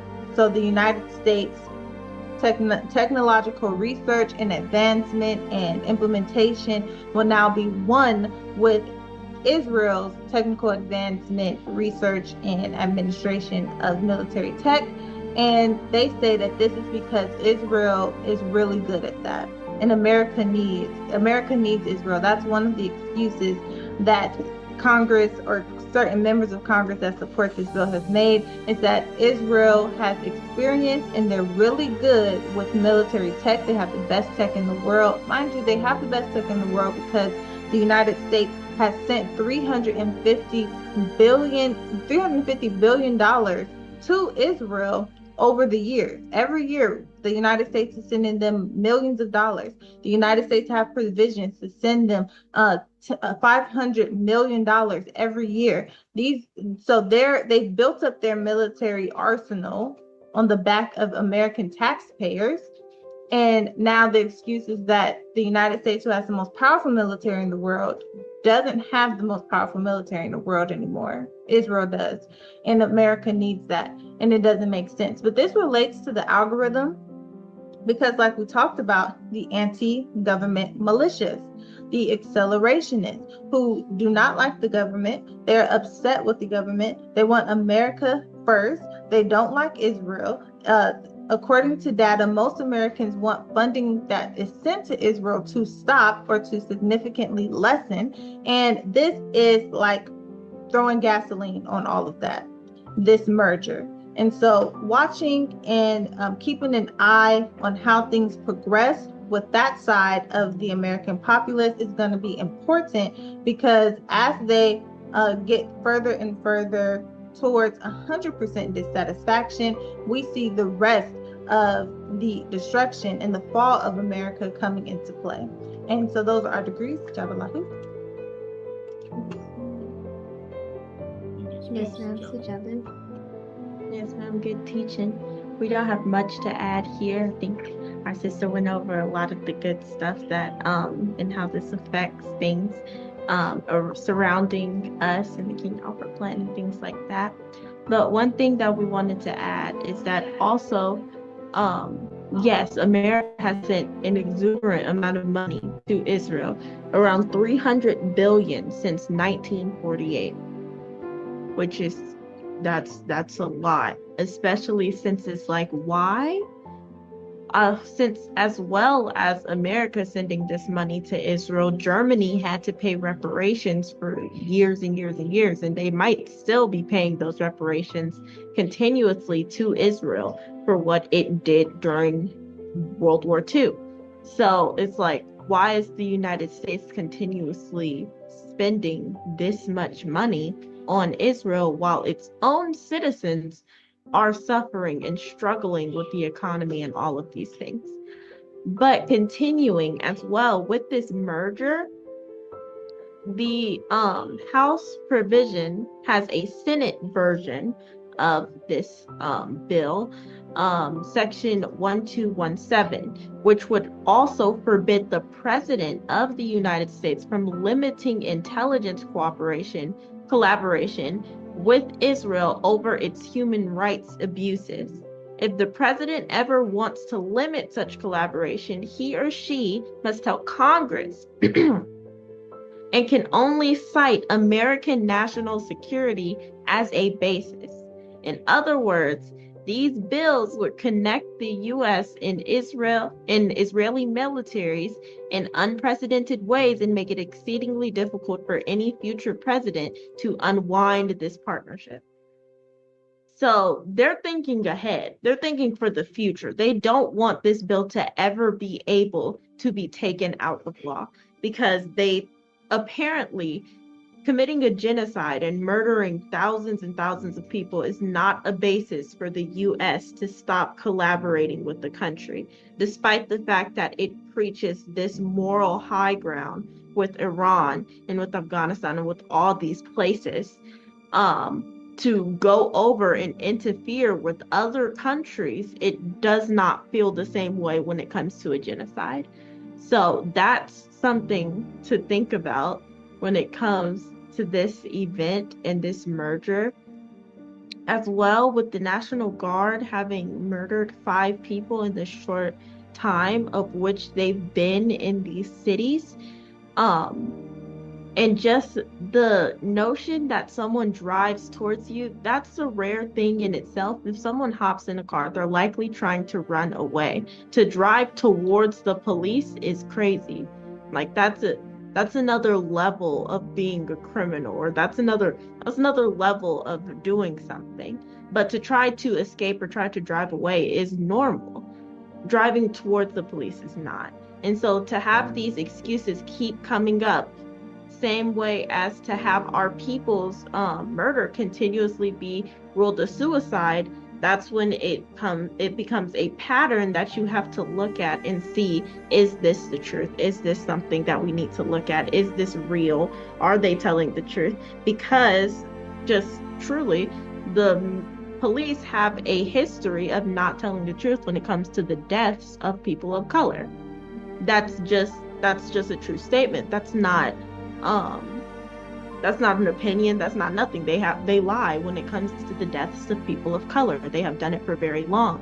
As well, just to note, I've seen this somewhere else that someone says, like, what happened in the Holocaust was horrible, but they immediately got a country. They got a country, and not even an open island that was just like free for anybody to use. They got somebody else's country. Somebody else who had absolutely nothing to do with the Holocaust had to split their country in half to give half of it to these people that they had no effect on, purely because their land is the land that these people believe that they are owed. Why didn't they split Germany in half? Give them half of Germany. That would be fair. For what happened to y'all get half of this country. Y'all have to split it in half. Why did you go all the way to Palestine? Someone who had absolutely nothing to do with World War II or World War I. They weren't in either of those conflicts, and yet you took them all the way over there and gave them a country. But Black people ask for reparations, and y'all come over here and say that y'all aren't even the ones who went through slavery. So why should you get reparations? Meanwhile, the thing that happened to us was hundreds of years of torture, millions upon millions of lives lost. A system that was set up purely to oppress and destroy our people and our nation and the greatest displacement of a people on earth. And yet us asking for reparations is just far too much. But that's just another thing I want to point out, and we will pass the line. Yes, ma'am. Good teaching. Yes, ma'am. Good teaching. Yes, ma'am. Creating Master Wallace Stefan Muhammad, Master Judy Glorious, my son, boy, Elijah Muhammad. Before we got something here that can play as some really good reminders to our people, especially in this national sphere, concerning these national events. One thing to kind of start that off here would be the messenger. I do want to share the screen, so Yes, I'm sir. going to share a little bit of that because that's what's going to help it be quick. Okay, so here, let me just put this down here. I wanted to show just how well the messenger, really breaks down the savagery of what it is what we're experiencing in America, especially when it comes to the National Guard. When you're thinking about the people that you're dealing with the people that don't have respect for their own civilization. But just look at how the messenger lays this out, because this is important just to kind of keep things in context. The messenger said in Fall of America, chapter 22, the great country of America and her great richness, great institutions and her great towns and cities spread out like a blanket over the surface of the Western Hemisphere, with her tall buildings going upward over 100 stories. The great architects and building engineers have become such experts at building this to precision that it makes their past history of 2,000 and 4,000 years ago look like child's play. Her land is shadowed with wings of her many planes, which cover her almost like a cloud. The great and wonderful work of science on the earth and in the air. Her great mighty fleets afloat on the high seas, on the surface and below the surface. Her great scientific mechanical communication system. Yet with all this might of skill in engineering or building, the country of America displays and practices more savagery than any civilized country on the earth. And of all of her educational institutions are not enough to make a man so intelligent and proud of his education and of being an American citizen that he would not participate in the same savagery. There is no such thing as law and order. The law is disregarded as though it were thrown in the jungles to be carried out by savage beasts. Murdering, killing, robbery, raping, and drug addiction are the only law and order that is respected.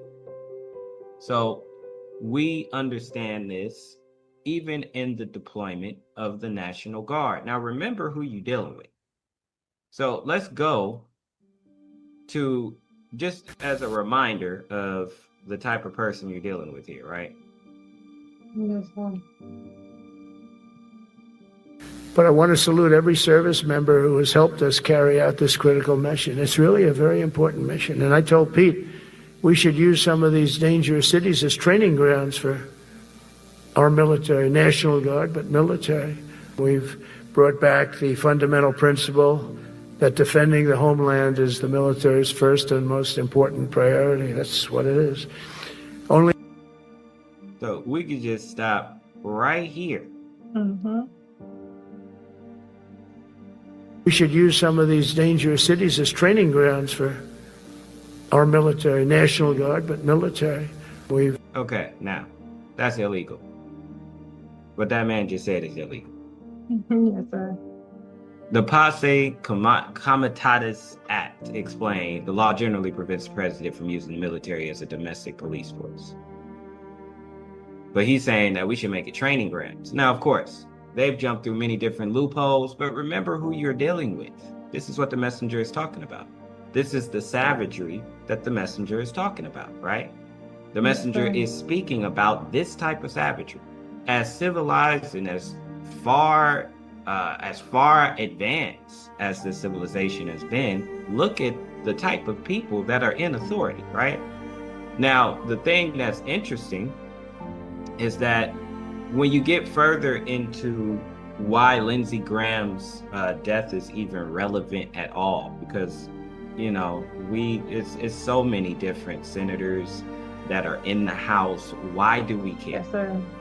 Why would I care about Lindsey Graham?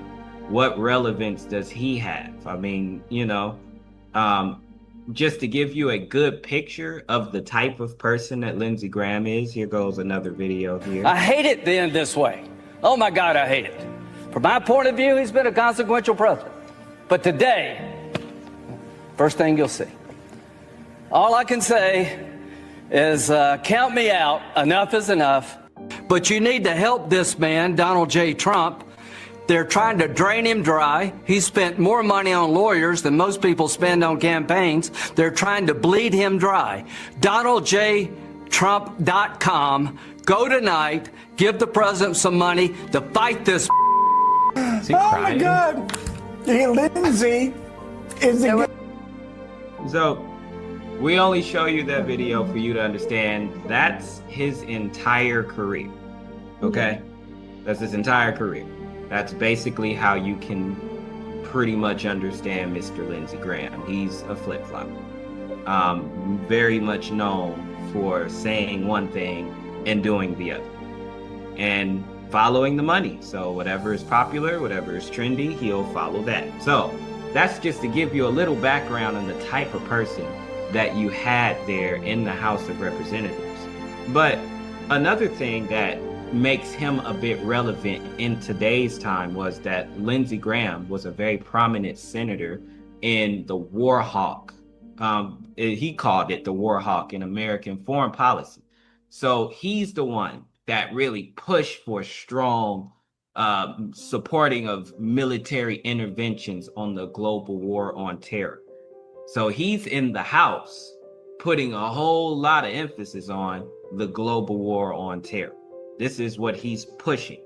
And throughout it, you know, there's just plenty times. I mean, he spoke and acted as one of Israel's fiercest defenders in the Congress, pushing for heavy U.S. military aid and supporting aggressive actions in Gaza and Lebanon.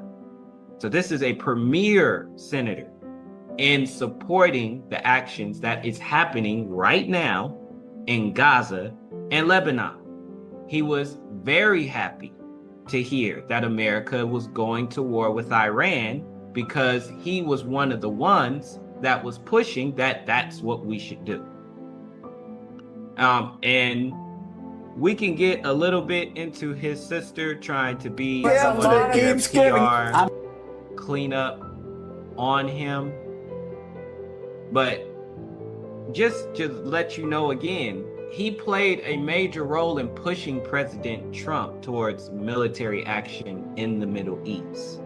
This is the type of person that was in the House of Representatives.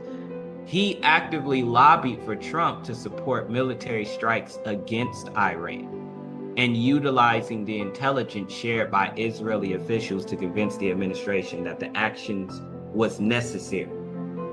So this is what it is that you are, this is what we are dealing with that is right there in the House of Representatives. While you may hear this, oh, you know, President Trump is a president that doesn't want war.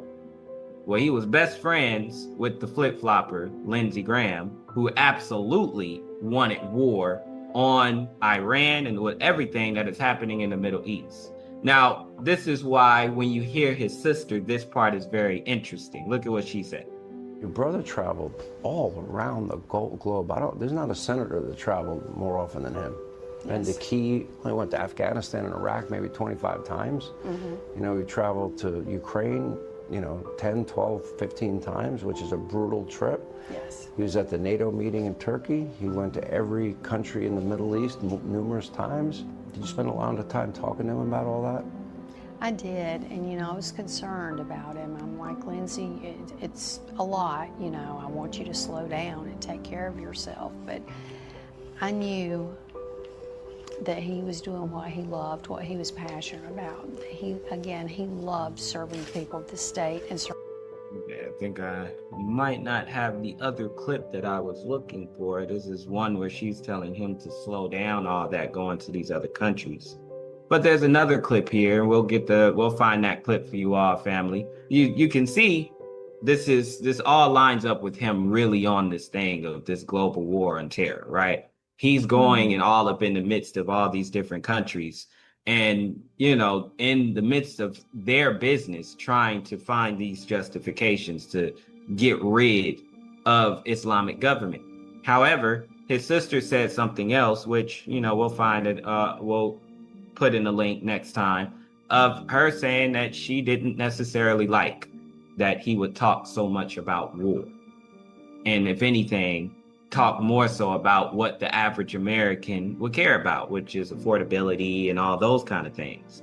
And it's interesting, it's almost as if they're trying to clean up that seat, you know, through her, even though she's not going to be there that long. She's going to be there from now to January. Now, she did say that she's going to run, you know, she's going to actually try to run for the seat.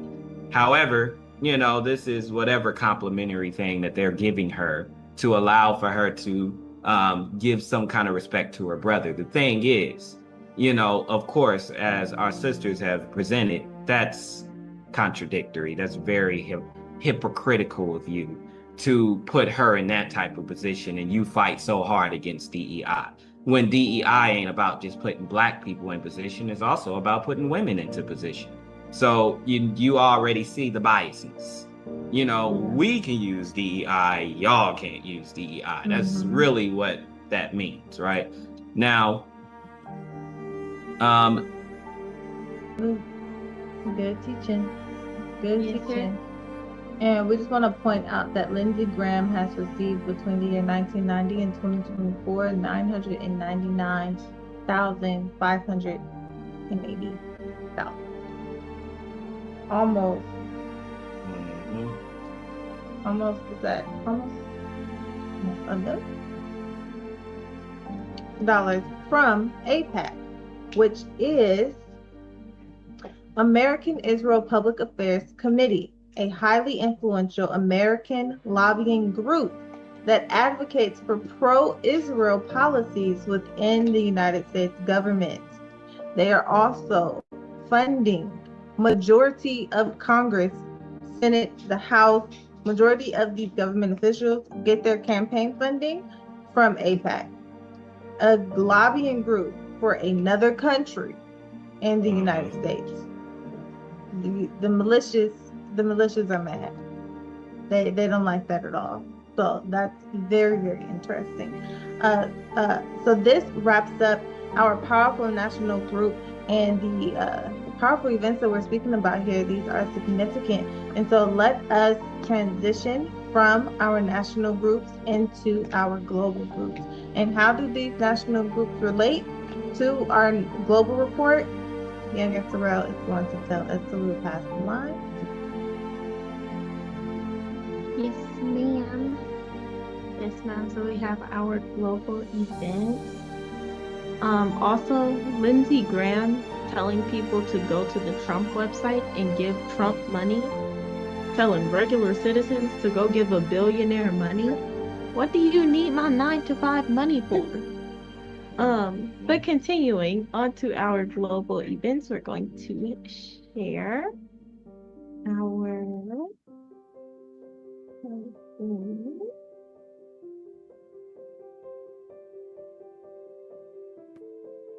okay. So for our global events today, we have the UAE and Sudan, whether or not the UAE are involved in the conflicts and the civil war that is happening in Sudan right now.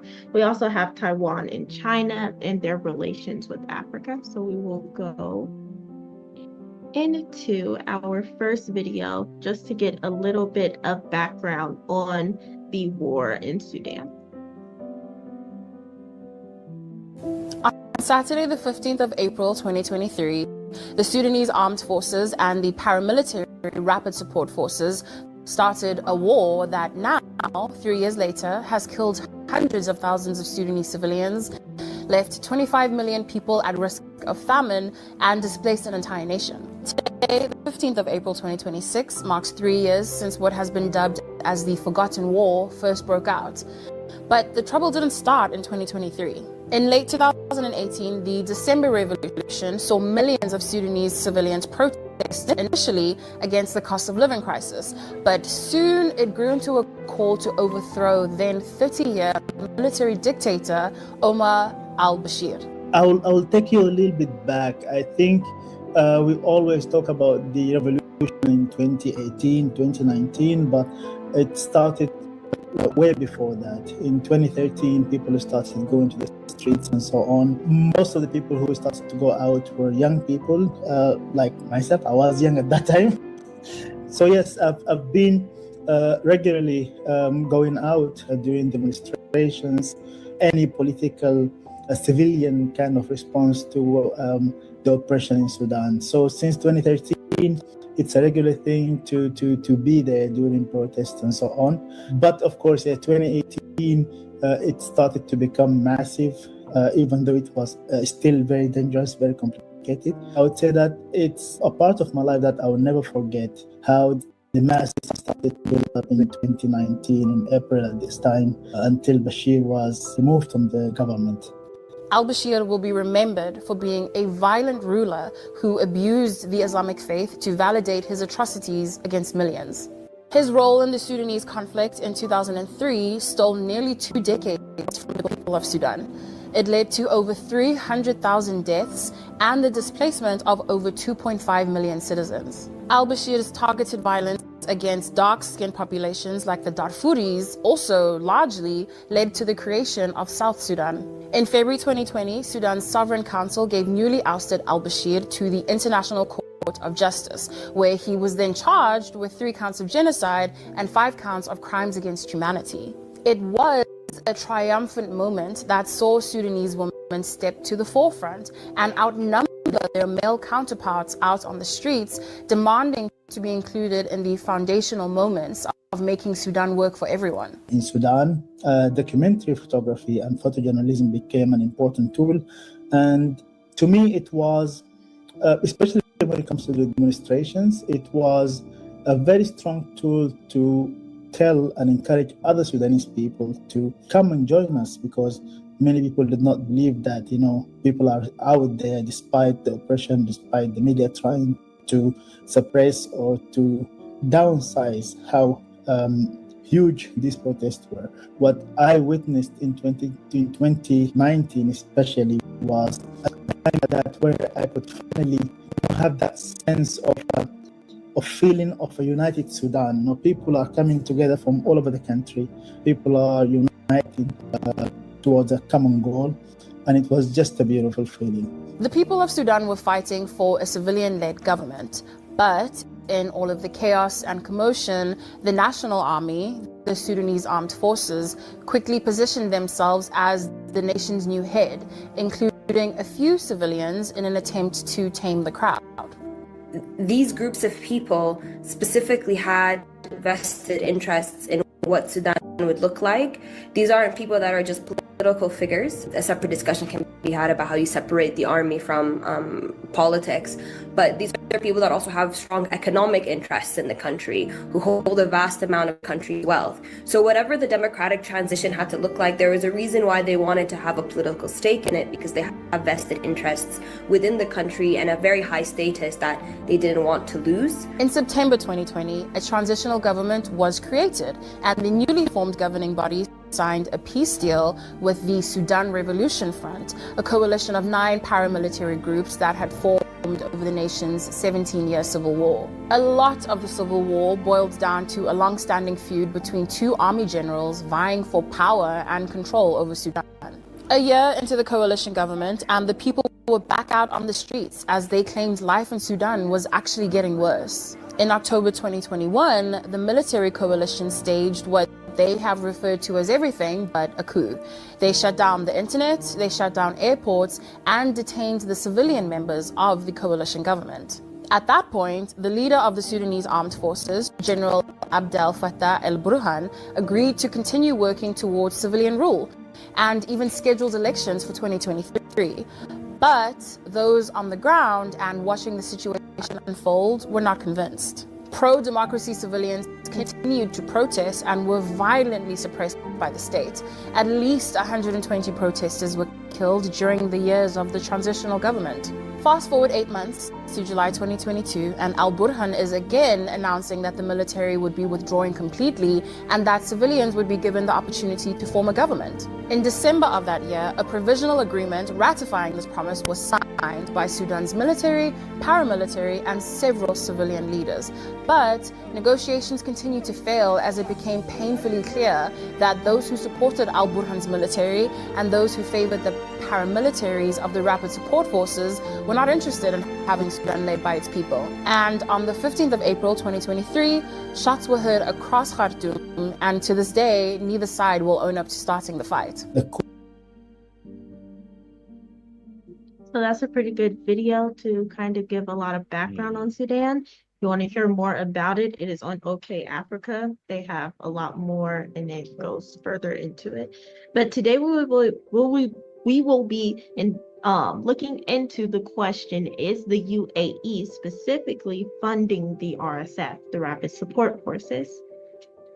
So, according to Amnesty International, Norinco Group guided bombs and howitzers were used in attacks by the RSF in Sudan.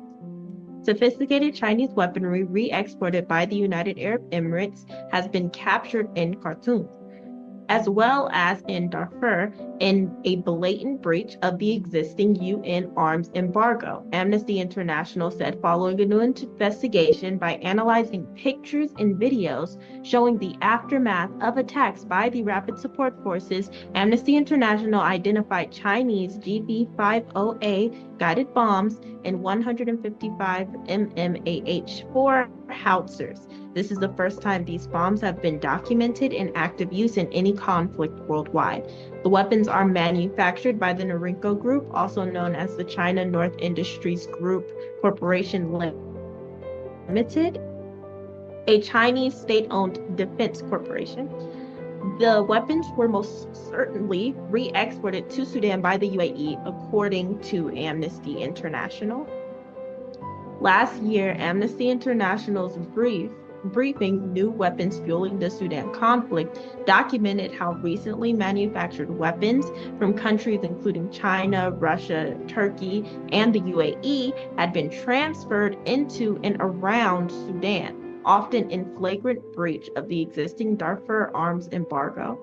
Amnesty International also revealed how French manufactured weapon systems were being used on the battlefield in Sudan, and they go further into that as well if you want to see. It is on Amnesty International. Now, by analyzing digital evidence of the remnants of the bombs used in strikes, Amnesty International found fragments of the Norinco Group bombs, and that's how they believe that those were being used. And they say that they had to have been provided by the UAE. This indicates that the UAE is continuing to provide support for the RSF following findings by the United Nations panel of experts on Sudan and other reports. Now, we can go also to Refugees International, who called for the immediate accountability for the United Arab Emirates as new evidence emerged that they are continuing to fuel genocide in Sudan by the Conflicts Insight Group. The Conflicts Insight Group has a report. It is called Blood Money, on how the UAE is supporting foreign mercenaries and enabled the fall of al-Fashir. We would encourage that you read that for yourself. It goes over each device one by one, where they believe it comes from, what they see there, all of those things. It is very detailed, but it is from conflictsinsight.org. Now, according to the UAE Ministry of Foreign Affairs, the United Arab Emirates has expressed deep concern over the ongoing military escalation by the two warring parties in several areas of Sudan, including in the city of Al-Baid, and resulting civilian casualties and worsening humanitarian crisis. The UAE reiterated its steadfast rejection of the targeting of civilians and civilian infrastructure, stressing the need for both parties to allow civilians to leave and provide safe humanitarian corridors and to facilitate their passage. Continuing, the UAE embassy, the UAE embassy says that the UAE unequivocally condemns the horrific attacks against civilians in Sudan and the warring parties, including the Sudanese Armed Forces and the Rapid Support Forces, SAF and RSF, along with allied militias, extremist-linked actors, all of that, share responsibilities for atrocities committed against civilians and for blocking humanitarian access.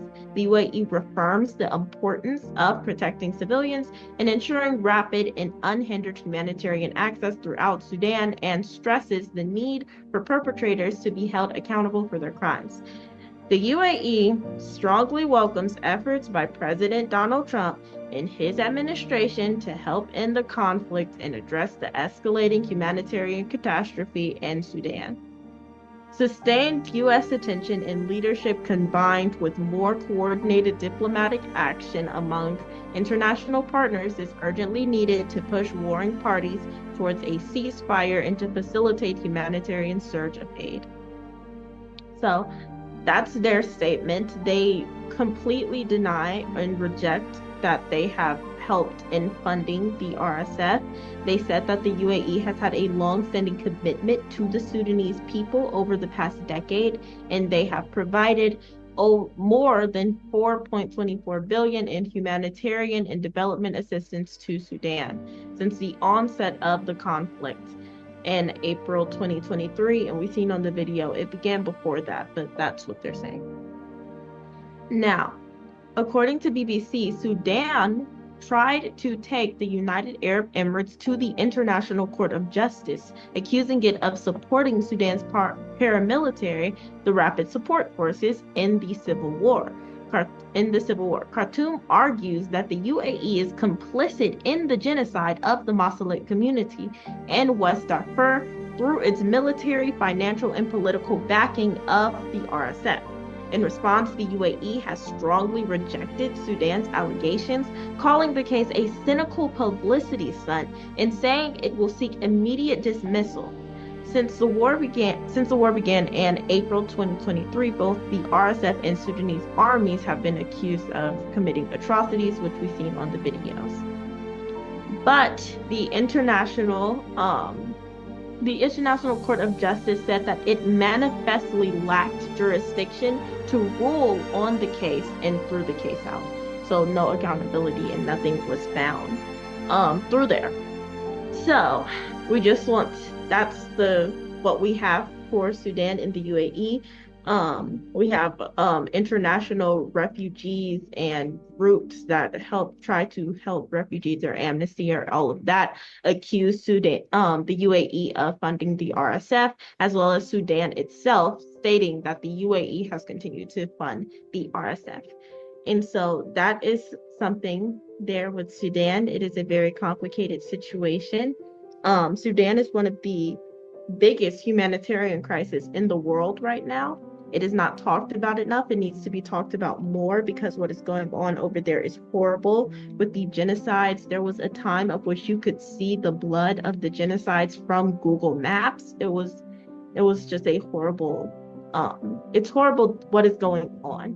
And so, of course, when that happens, if there is a country that is funding one of the sides that is continuing to commit genocides and much more, that has to be addressed and that has to be investigated and that needs to be looked at. So that is what's happening over there. And then we will go to one more event and then that will be it. We'll play less of this video since we know that we are real close to time. Okay. Let's talk about Taiwan. Taiwan Strait. Because for the last few years, these waters haven't exactly been calm. This is unprecedented. In the air and at sea, Taiwan is surrounded. 12 Chinese fighter jets crossing the median line of the Taiwan Strait. With Taiwan caught in a kind of tug of war between the US and China, there are fears about where this will all end up. Of course, that's the million-dollar question that everyone wants to know. So why is Taiwan such a flashpoint between two of the world's biggest powers?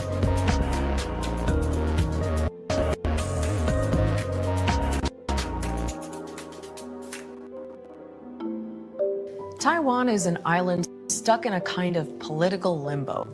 It's a democratic, self-governing territory. Just over the water is China, which claims Taiwan as its own, but many Taiwanese take issue with that. Then you add in the US, which has taken on the role of neighborhood cop. You end up with Taiwan as the focus for many big competing interests. But to understand how we got here, you have to know the backstory. Taiwan was ruled by Imperial China for 200 years. Then Japan had it for 50 years after winning a war against China. But when Japan lost in World War II, China, one of the victors, got Taiwan back again. Then you had the Chinese Civil War.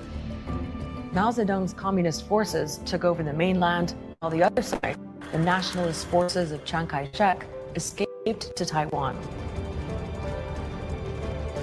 So in 1949, China sort of split in two, and you had two rival governments, one in Taiwan, one in Beijing, both claiming they were the true government of China. The side in Taiwan was known as the Republic of China, the ROC, and that's still the island's official name today.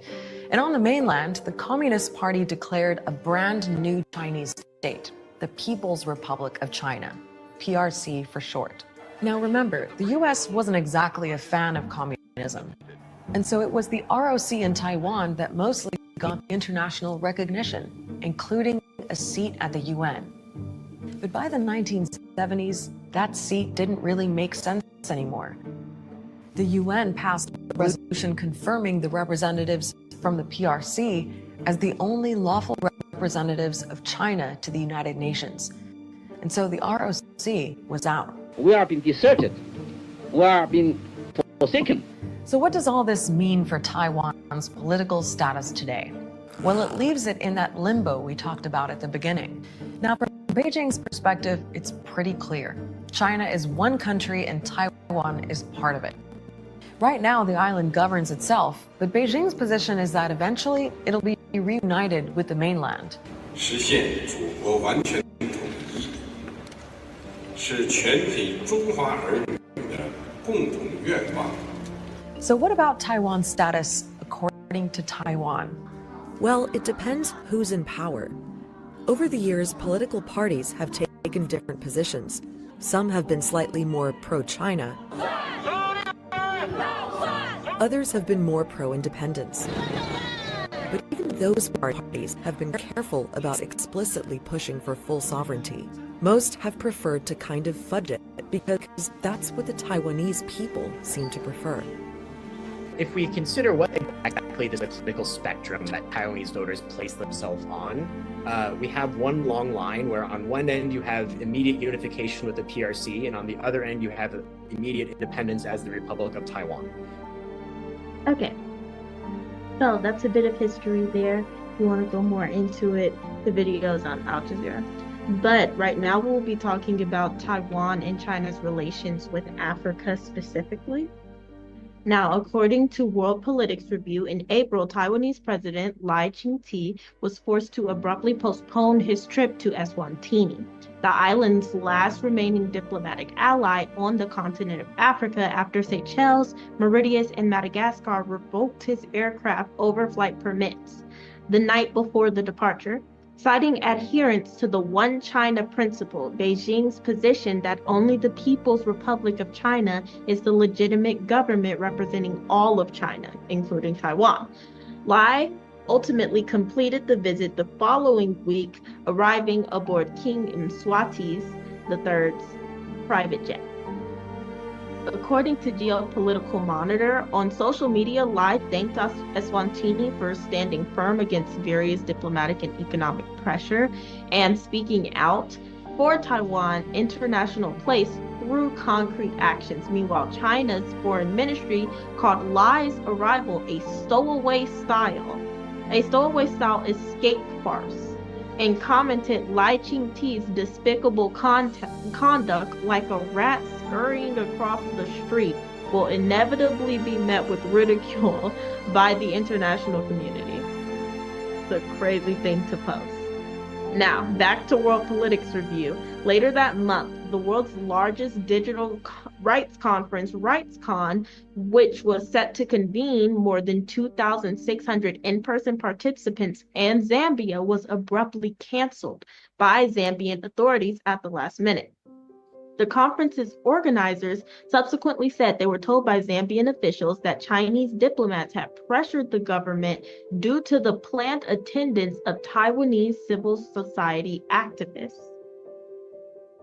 Then, in June, 2 Taiwanese delegates were detained for several hours by Kenyan immigration officers and expelled from the Our Ocean conference the country was hosting, despite Taiwanese attendants having previously attended the conference and other locals without incident since 2015. China claims self-governed Taiwan as part of its territory and opposes the island having any diplomatic relations with other countries. Taiwanese officials said that the flight was canceled by Seychelles and Mauritius and Madagascar due to strong pressure from the Chinese authority, including economic coercion. Beijing denied that it applied economic pressure to block Lai's trip, but at the same time said that it had high appreciation for the three countries' actions. Now, back to Eswatini. Landlocked Eswatini is one of the world's last absolute monarchies and is the lone holdout on its continent. But China has used a combination of carrots and sticks to lure it to its side. In April, China eliminated tariffs on nearly all imports from African countries that recognize Beijing. Eswatini is also the only one of Africa's 54 states that was shut out from of the Forum on China-Africa Cooperation, Beijing's triennial summit that has functioned since 2000 as the primary channel for Chinese concessional loans, infrastructure financing, debt relief, and scholarship programs on the continent. So China really wants to pressure Africa specifically, in this case, to completely cut ties with Taiwan, as they say Taiwan is part of China and cannot have diplomatic relations with any country, as it is not its own independent country. And Taiwan is continuing to try to make its own independence, its own relations with other places, and Eswatini seems to be one of the few places that it decides that it will continue to recognize Taiwan.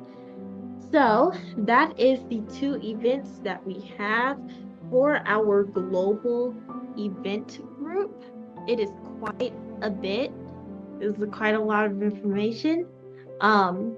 Yes, so we will pass the line to our panel to give their very brief and short responses to these event groups that will not make this event group an hour long.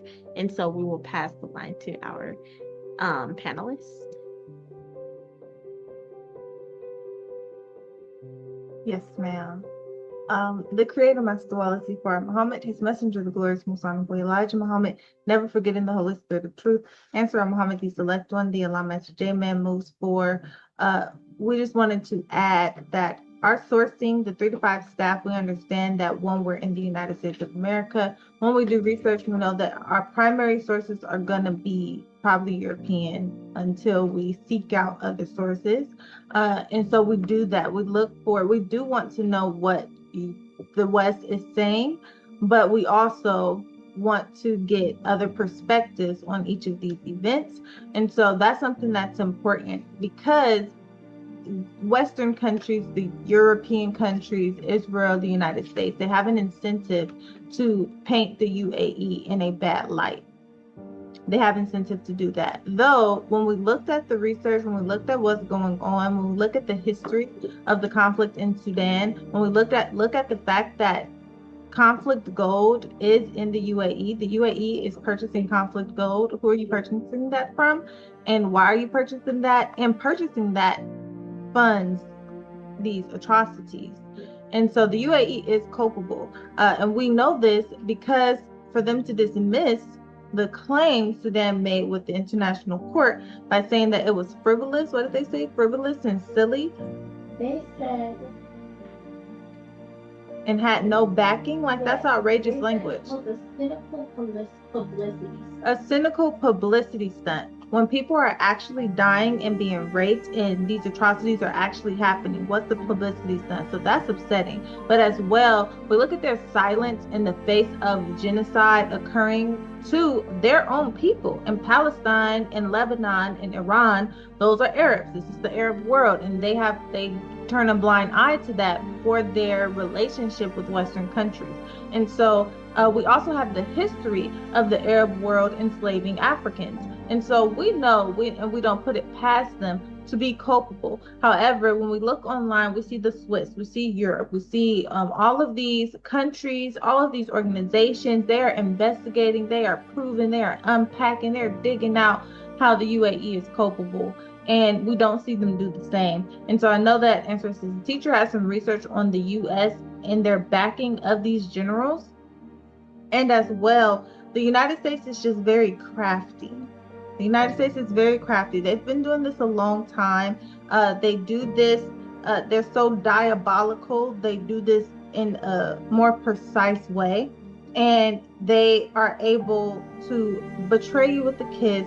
They're able to really be underhanded in their dealings. And so these health deals that they've made to provide aid to this country for your minerals, to a country that's experiencing genocide. Like, that's the type of stuff that they do. Underhandedly, they're experimenting on your people. So you have to really dig to uncover what the United States specifically and other European countries are doing. And that's interesting. And then with Taiwan and China, China is a colonizer in Asia. They just are.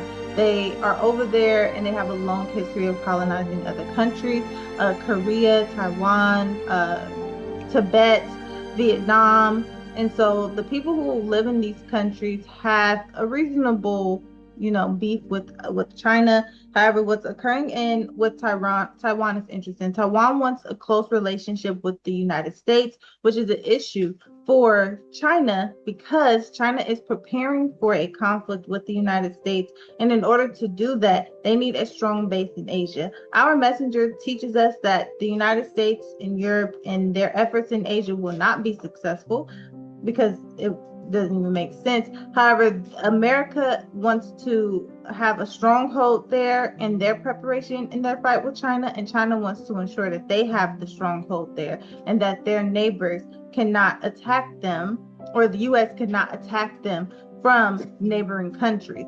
At the same time, if the people in Taiwan want to be independent of China, they can be. You cannot force yourself on those people. You cannot control them. You can't do things like that. That's strange. And so looking at that, we understand the situation, but there is a diplomatic way to make relations with Taiwanese people. However, then you have to consider the history. And it's the same with Japan. Japan, actually, the very small island of Japan colonized Korea, colonized China, and colonized the whole region until that atom bomb dropped.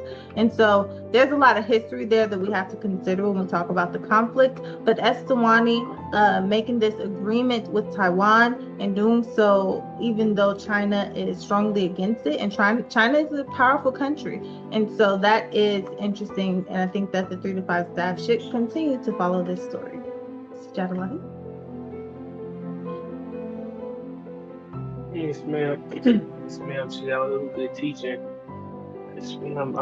We know that these global events are very interesting, very important for the people to know because, you know, it's what is your nation up to, how they operate, so it won't be surprised when, something happens on a local scale. So, everything they do on a Yeah. global and national scale, they're going to do on a local scale if they haven't already done it. So, this is very interesting because we know that, of course, painting a picture of the UAE of, supporting these groups or, just, they try to paint a picture of Arabs are just violent and Muslim countries are just violent and are just terrorists and everything.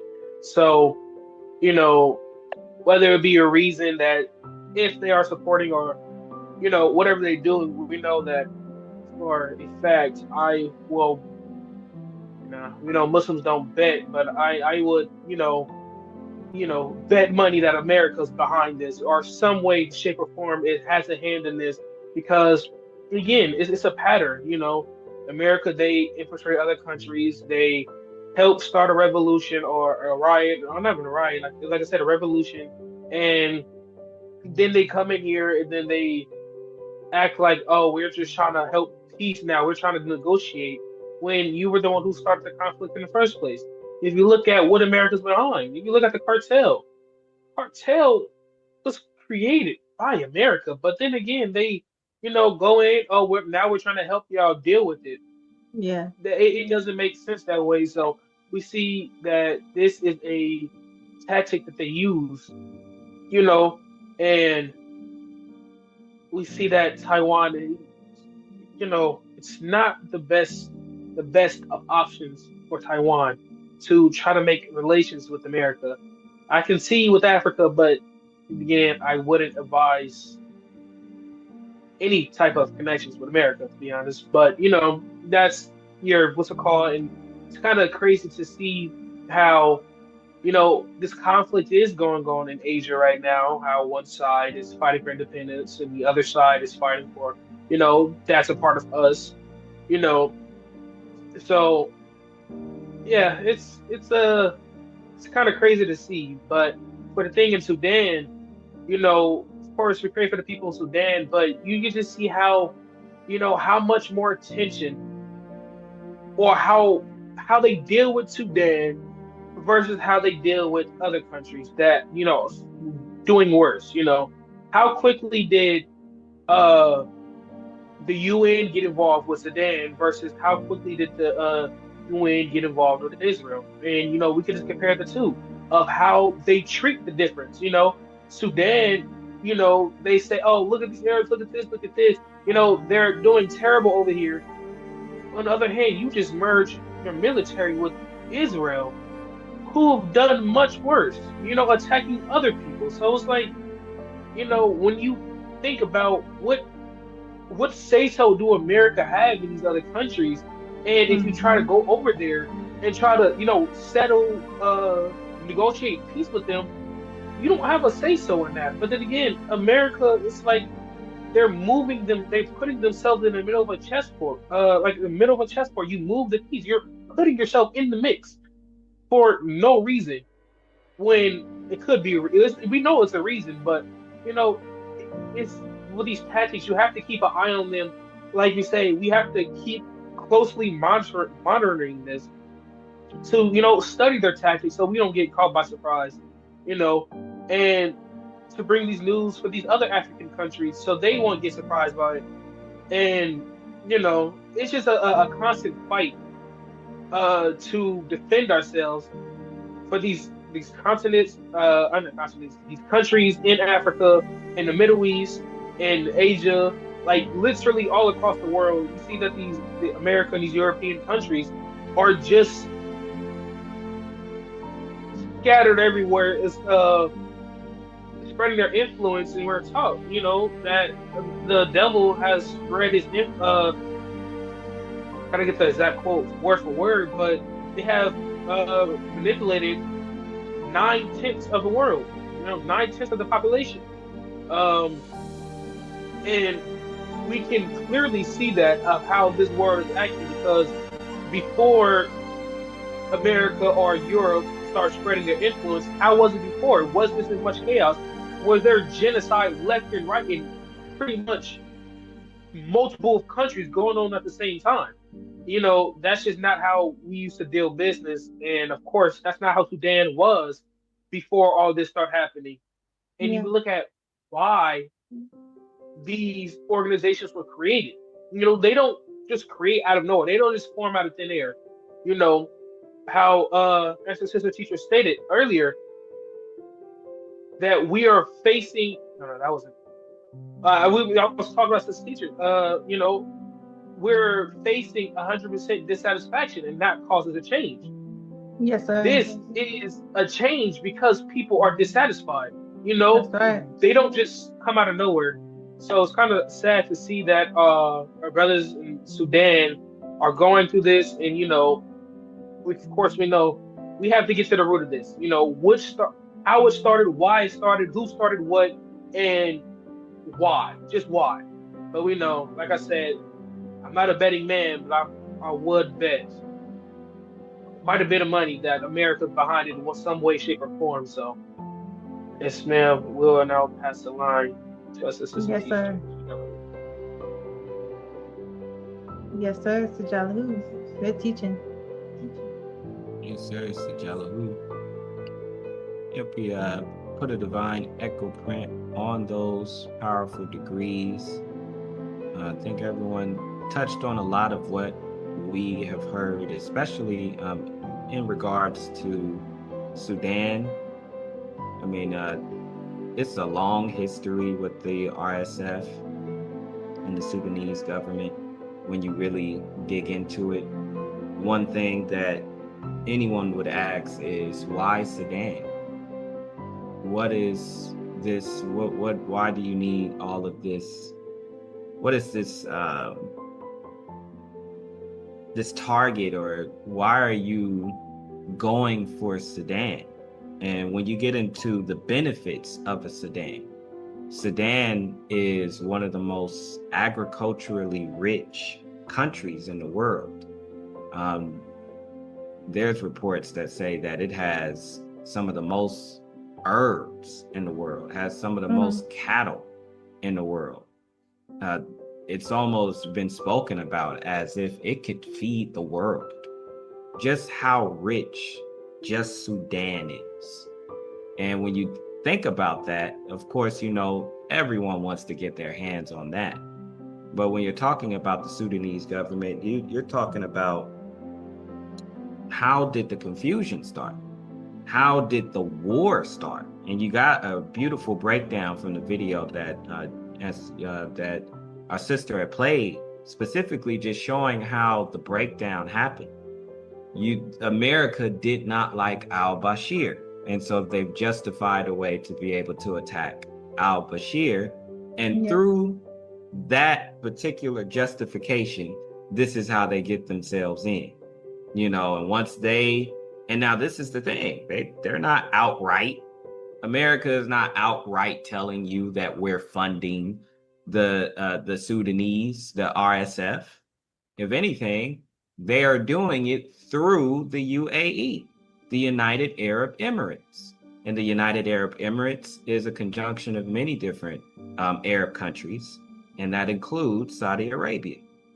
So Saudi Arabia is a bit in cahoots in the little contract with the devil in order for them to protect themselves, because they're weak against America.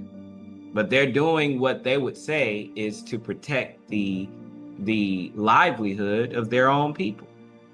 And this is the type of thing that, you know, we've seen Minister Farrakhan really, you know, do some real powerful lectures on that weakness. How do you see your Arab brother, or any of your countries that have any Islamic or any Islamic influence or government, how do you see your brothers getting bombed and you don't help, or you don't find some way to support your brothers? You know, that's cowardly. Prophet Muhammad would not ever support that. And you know, when you look at the Holy Quran, you know Prophet Muhammad was not afraid to go to war. To the point where the Muslims were then just like, you know what, we now finna start going around and what y'all call spreading Islam by the sword. It's not gonna be spreading Islam by the sword. Anybody that is doing any level of oppression or any type of persecution on any of our Muslim brothers, we going over there. Now that's how the Muslim Brotherhood, that's how the Islamist group should be. Yes, sir. But they're not. And why are they not like that? Well, the devil has done a work. The devil has done a very powerful work at keeping them divided. This is why, and I wish I could find the clip. I think there's a clip of Condoleezza Rice repeating what it is that America has always had within their structure of trying to deal with the Middle East, which is, we need to do a constructive chaos. And of course, that constructive chaos has something to do with Africa also. You have to do a constructive chaos, which means you have to go through, and they have a pattern. This is so interesting to find that this is a pattern that they use. America, whenever they go to the Middle East, or just any country that they deal with, you can expect, first thing they're gonna do is they're gonna try and break the country up into different parts. Right. And so when we go back in history, you just find part of the invasive conquer tactics. Because remember, devils are masters of divide and conquer. One of their divisive tactics is, we're gonna separate North Sudan from South Sudan. And then we're gonna just keep breaking it up. And this way of breaking it up, how do you break it up? Well, I'm gonna use the UAE to fund the side of the military that I want to take down in that country. Now, what happens if the military that you funded, they start warring with each other? Now you got two rogue militaries that you created warring over the land in Sudan. Yep. You caused that. That's right. And that is the way that America does in many countries. That's right. They fund wars. Why are you doing that in Sudan? Why are you in Africa funding the murder of so many people in Sudan?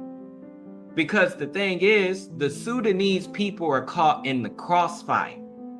Yeah. So the militaries that are warring with each other because one particular sect say that you should be merging with me, not I merge with you, because they are in that prideful type of fight against each other.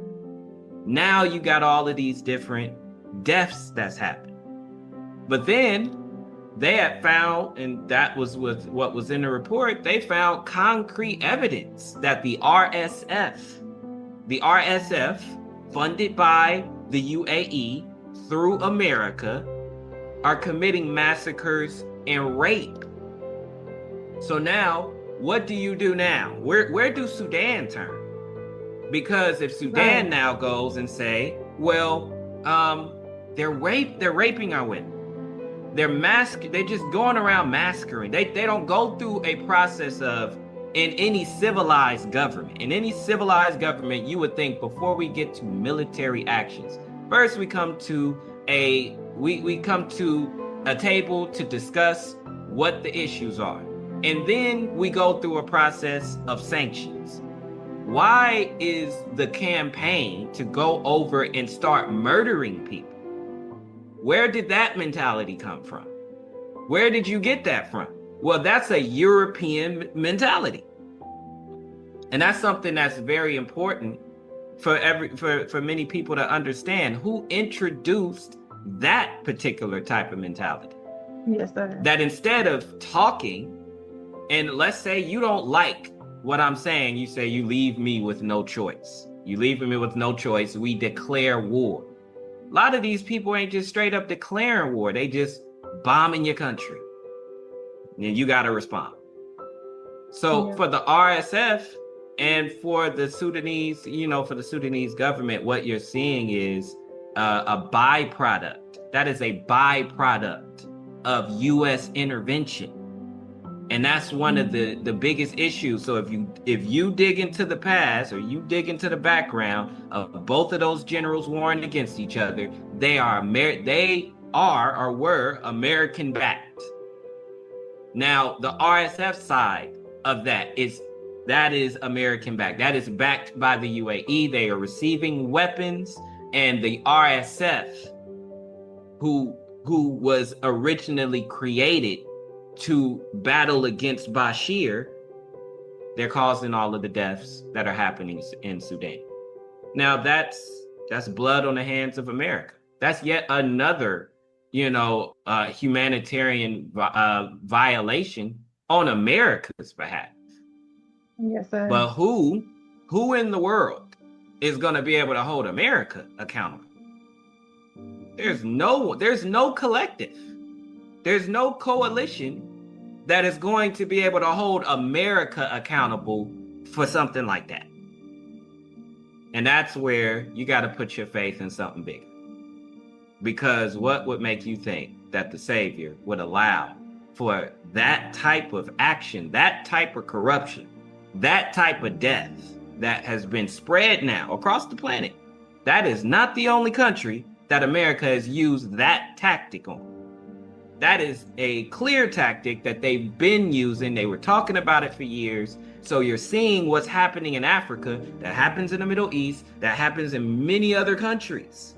So, this is something to be very much aware of, but just know that the Creator Master Wallace D. Farrar Muhammad is absolutely aware. Absolutely has a plan to detangle that whole thing. What it's going to Right. take is it's going to be something called the Day of Reckoning. That's going to scare a lot of people. On that Day of Reckoning, when the Savior does lay down a very strong punishment on America, everyone else around the world is going to feel and going to see that. And it's going to be a bit of time for them to realize just what happened to America. That first step alone going to start straightening people up. Then there's just so many other aspects in the Savior's plan that's going to change the perception and make people think differently and do things differently. But America can't get away with that.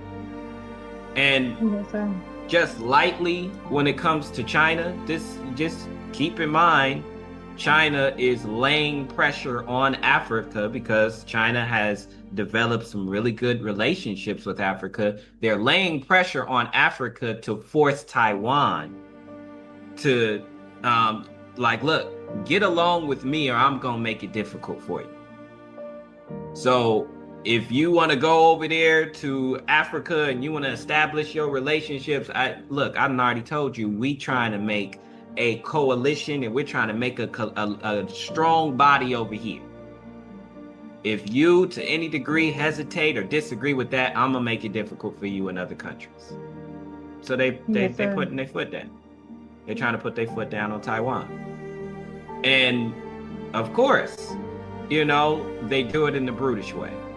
But of course, you would have to then be like, I want to get further into y'all history. Like, how many peaceful talks? How many discussions have y'all had?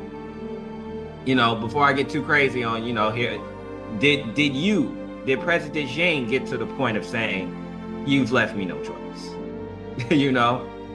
And I mean, what is your Taiwan? What is your relationship when it comes to America? I know that Taiwan got scared out of relationships with America because China has threatened Taiwan about that. Because Taiwan is very close to China. So there's something to think about there. It don't mean force your way on people. However, there's a little bit more history that we do want to know about that.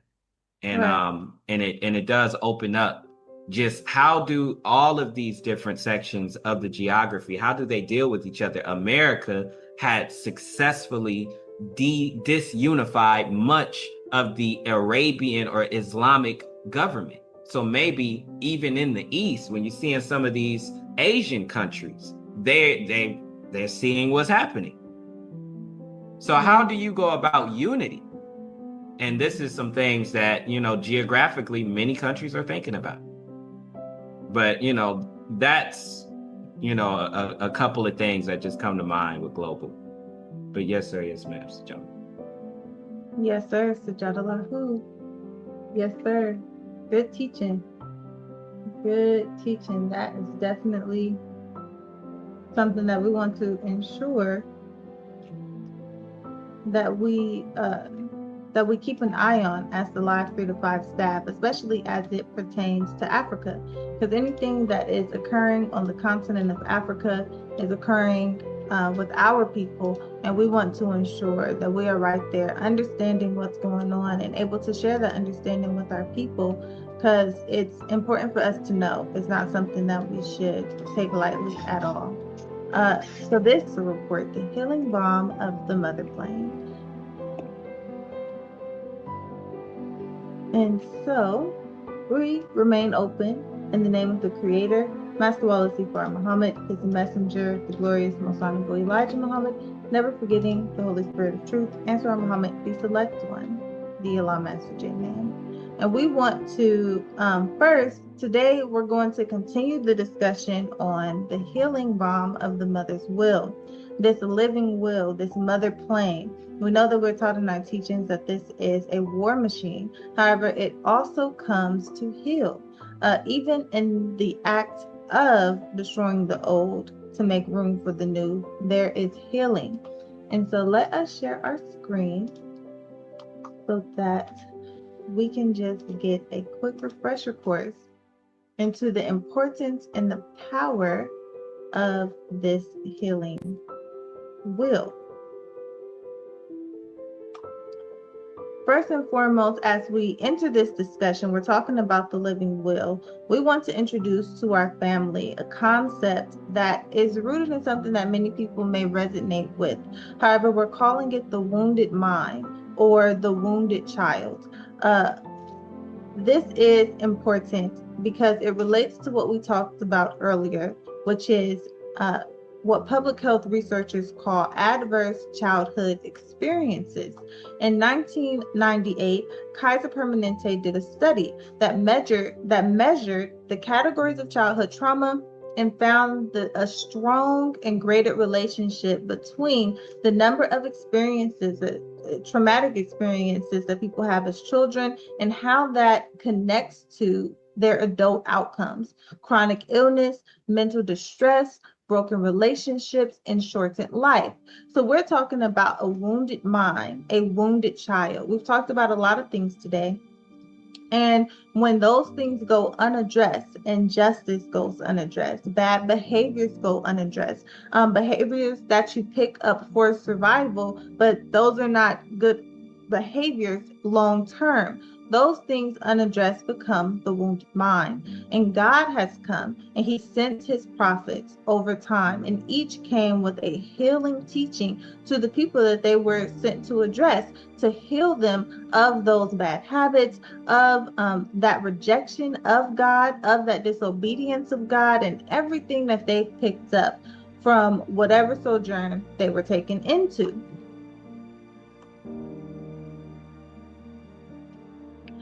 So this is important. When we speak about children, we're not talking about just underage. This can be someone who has accepted the journey into the knowledge of self. And when you first accept that, we call you a baby or a baby in the teachings. It doesn't mean that you are an actual baby. You can be a full-grown adult and be a baby in the teachings. And in that state, you are as a child. And the scripture tells us to make ourselves as a child. Paul called his followers babes, and these were grown adults. And so in that stage, you are fragile, you are influenceable, and there could be trauma picked up from misunderstanding, from striving to eat meat when you should be on milk. There's so much that can occur that can wound the mind. And if those things are not addressed, then you take that wounded mind further with you as you continue up the ladder. You continue these bad behaviors, you then gain rank, and then that bad behavior just follows you all throughout. And the mother plane is here to heal it. And so our messenger addresses this idea of a wounded mind. He does, and what the Muslims believe, from Message to the Black Man, that's reprinted in every final call, on the back of every final call, what the Muslims believe. And it says, we believe in the resurrection of the dead, not a physical resurrection, but a mental resurrection. We believe that the so-called Negroes are the most in need of mental resurrection. Therefore, they will be resurrected first. So this is important. This is the language of adverse childhood experiences. We must be resurrected because of a mental death, and that is a wound, and that wound must be healed, and that's why we were sent a messenger. He even tells us here that we must be resurrected first. That doesn't mean we're the only people to be resurrected, but first you go to those most in need. So this is something that's very important, and we want to continue this. First and foremost, we like to start at the beginning, because in the beginning was the word, and word mimics sound, and sound is important, and we have sound and frequency, and it takes us really deep into what frequency even is, and how can we unify if we can't get on the same frequency. And we've noticed that when we speak about unity, people are concerned with erasure. So let's talk about harmony. Let's see what we're harmony. We've spoken about the heartbeat and the relation of the heartbeat being a physical component given to us by God that uses rhythm, uses beats to literally preserve our life. This relates to the history of algorithms, which is what we're speaking about today. The history of arrhythmia, which is when your heart is out of rhythm. That is a life-threatening medical condition. It relates to the history of instruments that were used to mimic our nature. And it relates to the history of our oppressors striving to suppress our use of sound and music to send messages, to heal, and to communicate with one another, and what we've done over time to make up for what was taken from us. But let's go into harmony. And so harmony makes us think of Tawheed. Tawheed is the Arabic term that means the oneness of Allah. And we can see this in Surah 112, which is entitled Al-Ikhlas, which means the unity, because we're speaking about unity today. This surah says, say, He Allah is one, Allah is He on whom all depend. He has no offspring, nor is He born of anyone, and no one is like Him. So Tawheed is the declaration that God, reality, the source of our life, everything and everyone is unified, one. So that brings us to harmony. We know that harmony is when different tones and frequencies relate by a whole ratio number. They reinforce one another. And that reinforcement is what we hear when we hear a music or sound that sounds good. You can often tell when something is off of that rhythm, and we say that it's off beat or it doesn't sound right, something's off. And that's because it's not in harmony with the rest of the sounds. So in the answer on Muhammad, we say that we are many but one. Many different tones, many different frequencies, but when we come together, we reinforce one another. We do not clash with one another. We reinforce each other, and that's what we are here to emphasize to our people. So this harmony has a note. That's the single sound with specific pitch and duration. So we have our Hebrew Israelite brothers. You have a specific pitch, a specific duration. You have that note. We need that note in this harmony for oneness of the harmony. We have the melody. It's a sequence of notes arranged into a recognized pattern. This is how we relate to one another. There is something that we can come together on instead of what ones want us to bicker over. Resonance is the amplification that happens when vibration travels through a body and finds its matching frequency. And this is what we are here to do. We are the resonance. Buku, Black Unity Conference Universal, is here to bring the resonance to this harmony that we are creating. So when we looked into harmony, Let me know what you we came into some information on frequency. Of course, frequency is the number of occurrences of a repeating event per unit of time. Frequency is an important parameter used in science and engineering to specify the rate of oscillatory or vibratory phenomena, such as mechanical vibrations, audio signals, which is sound, radio waves, or light. Heinrich Rudolf Hertz. That's where the term Hertz comes from. He is a German physicist who first conclusively proved the existence of electromagnetic waves, which was proposed by James Clerk Maxwell's equations of electromagnetism. Maxwell had predicted that light was a wave of oscillating electromagnetic fields as equations of electromagnetism turned into a wave equation in the vacuum of the speed, c, which is speed of light. So of course, when you begin to do research on frequency and the root of these frequencies, it always is going to take you to the Europeans. They want us to believe that they were the start of this. However, if you dig a bit further, you can see that though they don't like to admit it, this knowledge has been known by our people as far back as Kemet. For example, the Great Pyramid of Giza sits at a resonance frequency of 1.5 hertz, which matches the Earth's own frequency of 7.83 hertz and its harmonics. This was discovered by Schumann They call it Schumann's resonance because he supposedly discovered this. It's a set of global electromagnetic waves, peaks that resonate in the Earth's atmosphere cavity, characterized by a primary fundamental frequency of 7.83 hertz, named after German physicist Winfried Otto Schumann, who predicted them in 1952. We can talk later about why all of these physicists are in Germany. However, it's very interesting. So when you look into the fact that the pyramid sits at a frequency that resonates with the Earth's frequency, the Europeans will say, well, that is just a coincidence. That was not on purpose. They didn't have this knowledge of frequencies. It wasn't intentional understanding of how frequency works. However, we know that not to be true. Researchers, even while they were at the Great Pyramid, tapped on the walls and they could hear the low rumbling resonance of the pyramids. They said these structures act like giant tuning forks. Their geometry traps and amplifies specific vibrations, an idea ancient architects likely understood.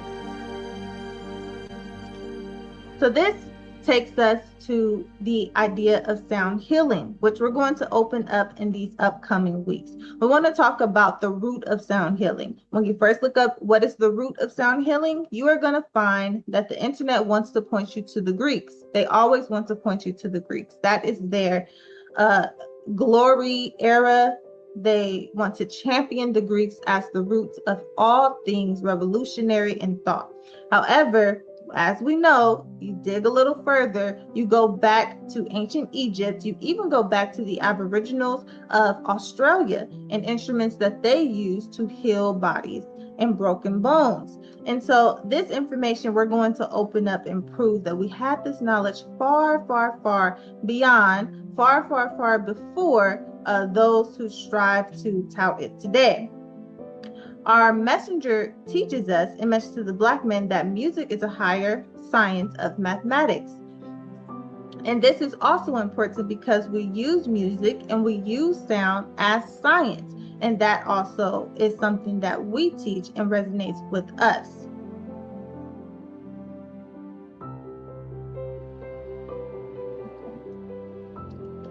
And so as we continue this study and opening up the healing balms of the mother plane, before we even go into what exactly we have, we can open up this discussion on these tuning forks.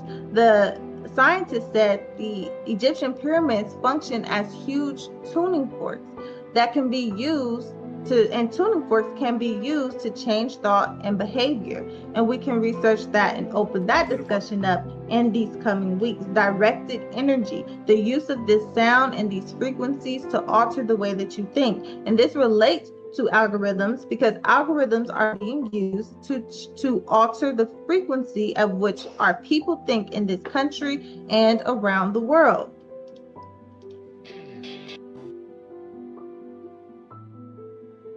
And so in the next week, we're going to go into the Black woman as the original healer. The living will states that a will above all is also referring to the dreadful height of the finer detailed teachings of the Black woman, the creator, so-called unisex being Al-Khalif, which also brings a new light to the significance of the mother of civilization.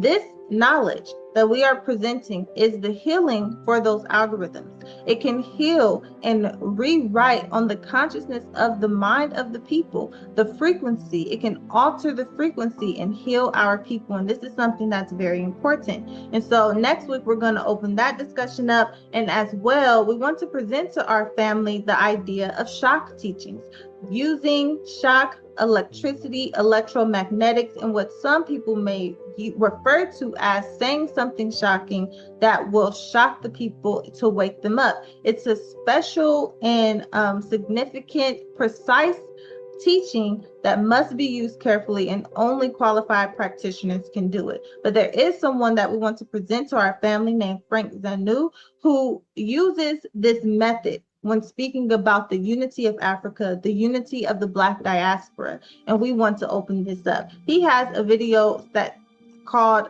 How European Languages Change How Black People Think. And so at the beginning of this lecture, we talked about how in the beginning was the word. So even the language that we speak can alter the way that we think, the way that we understand, the way that we express ourselves. And that is also a frequency because we're using vibration and sound. And so we are going to pass the line to Ansar Muhammad, the assistant teacher, to take us further into Universal and pray that we can reflect this understanding to our family to show how important the healing balm of the mother plane actually is. Sajadalahu.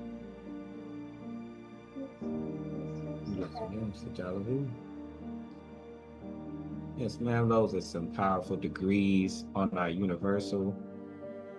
We're going to also try to give a couple of brief introductions to some of the things that we'll go over prayerfully next week.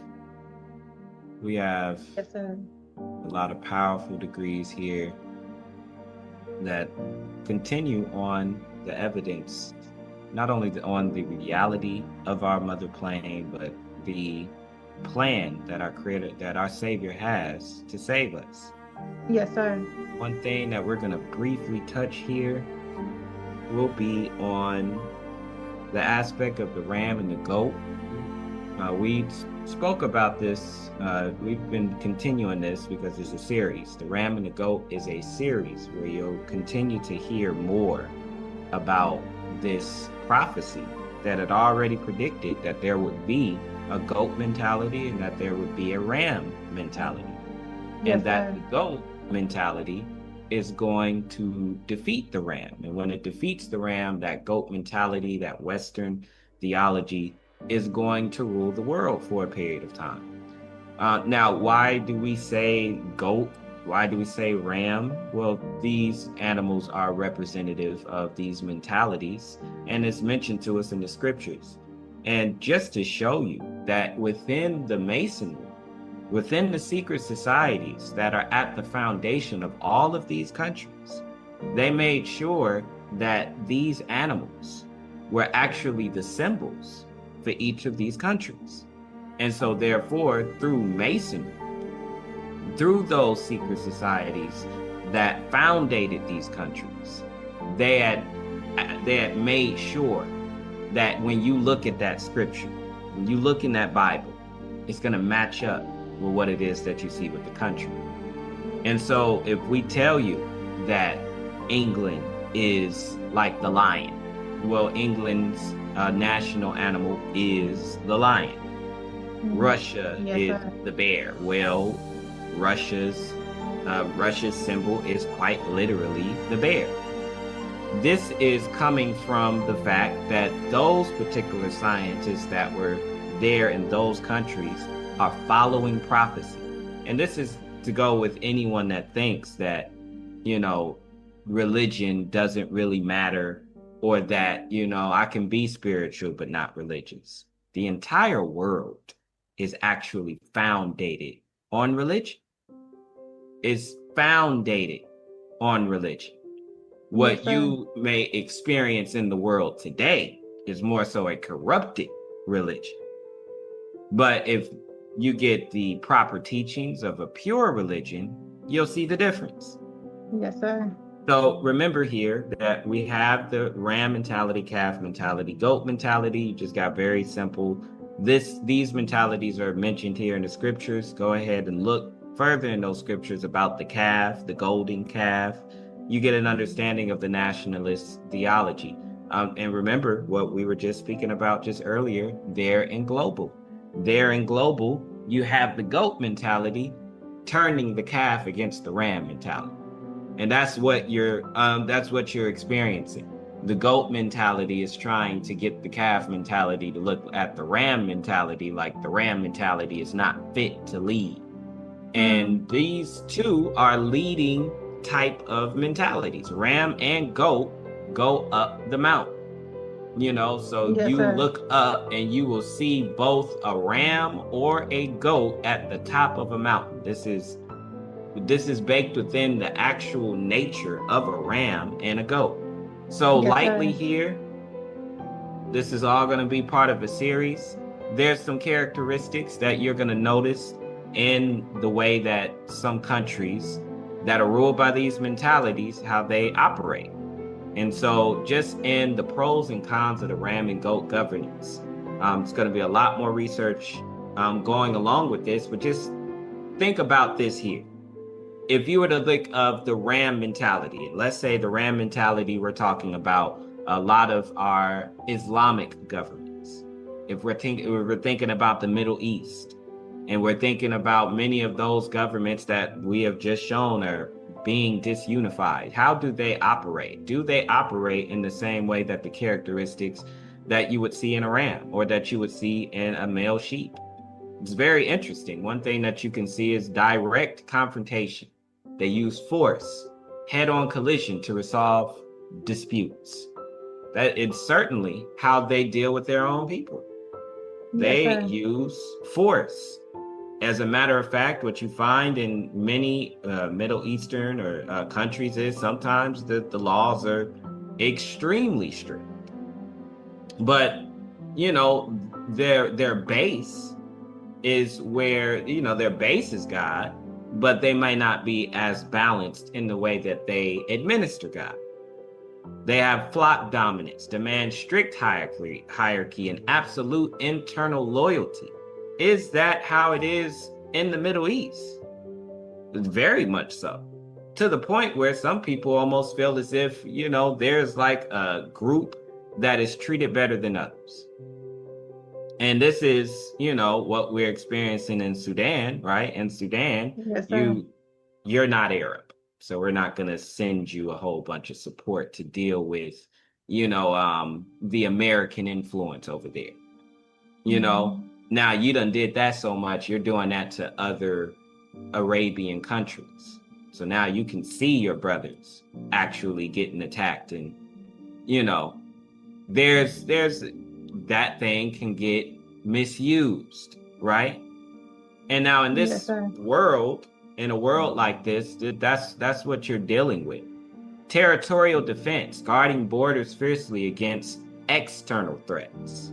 That's a very important thing right now too. They are guarding against Western mentality. They do not want Western influence in their countries. But this is why you need a great Mahdi that puts that in balance. Now, how do you deal with a goat mentality? Well, a goat mentality, they're stubborn in their independence. They reject compromise and rigidly hold their ground. Is that what you would see in a goat mentality? A goat, what is a goat country? Well, let's just look at Israel. That's one of your goat mentality type of countries. Are they stubborn? Do they reject compromise? Well, they reject compromise so much that they'll go and bomb. So we just had a particular event that clearly was showing how there's 57 countries that came together to tell Israel, you have nothing to worry about. Yes, sir. You rejected the compromise. And they held their ground to the point where we are going to continue to bomb our neighboring Arabian countries. They have an exploratory resilience, navigate rough terrain alone with unilateral action, and they're unpredictable. They have unpredictable impulse, act without warning, disrupting established group harmony. That is the GOAT mentality. And that is how they've been acting while they've been established right there in Israel. This is how they act.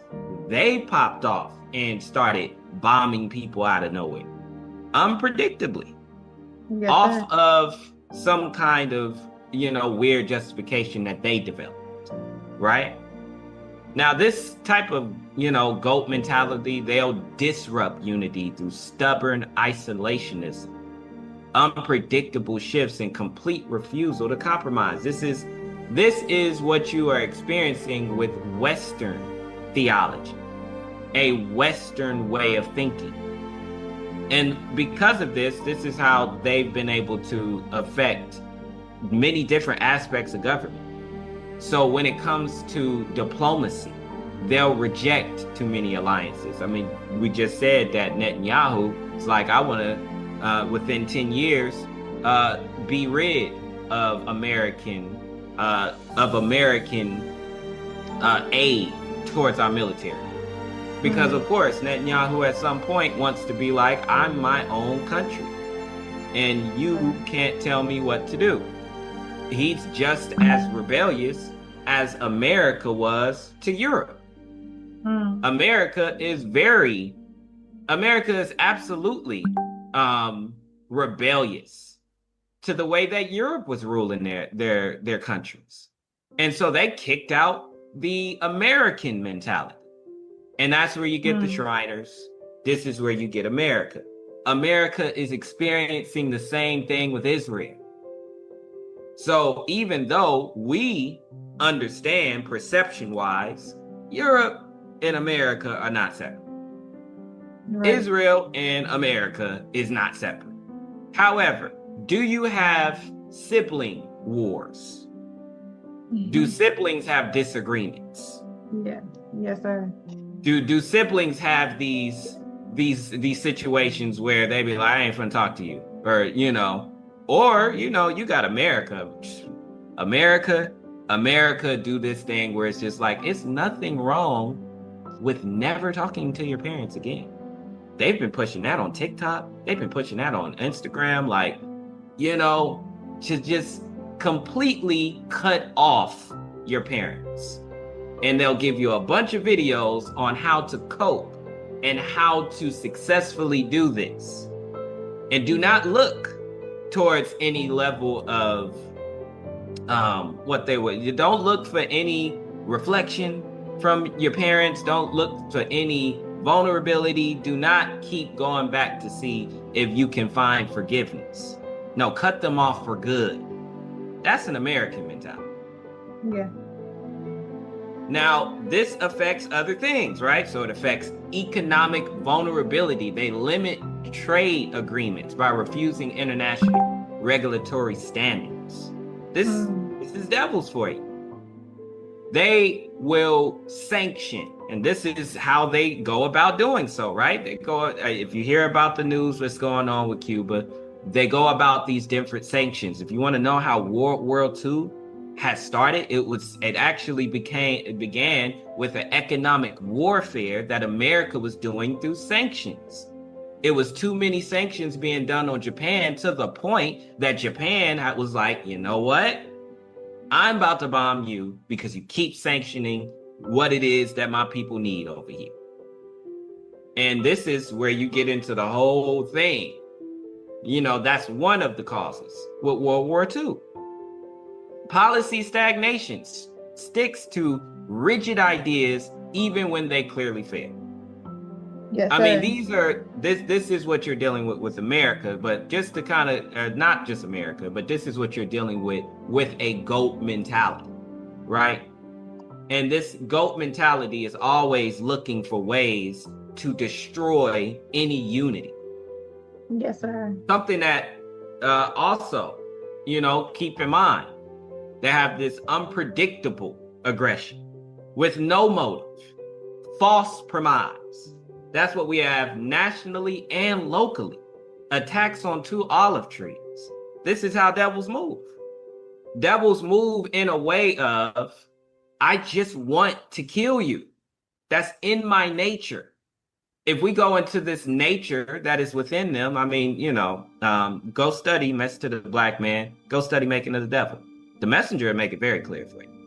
You want to know why the nature is like that? You want to know why they act this way? It's very easy to find out. Yes, sir.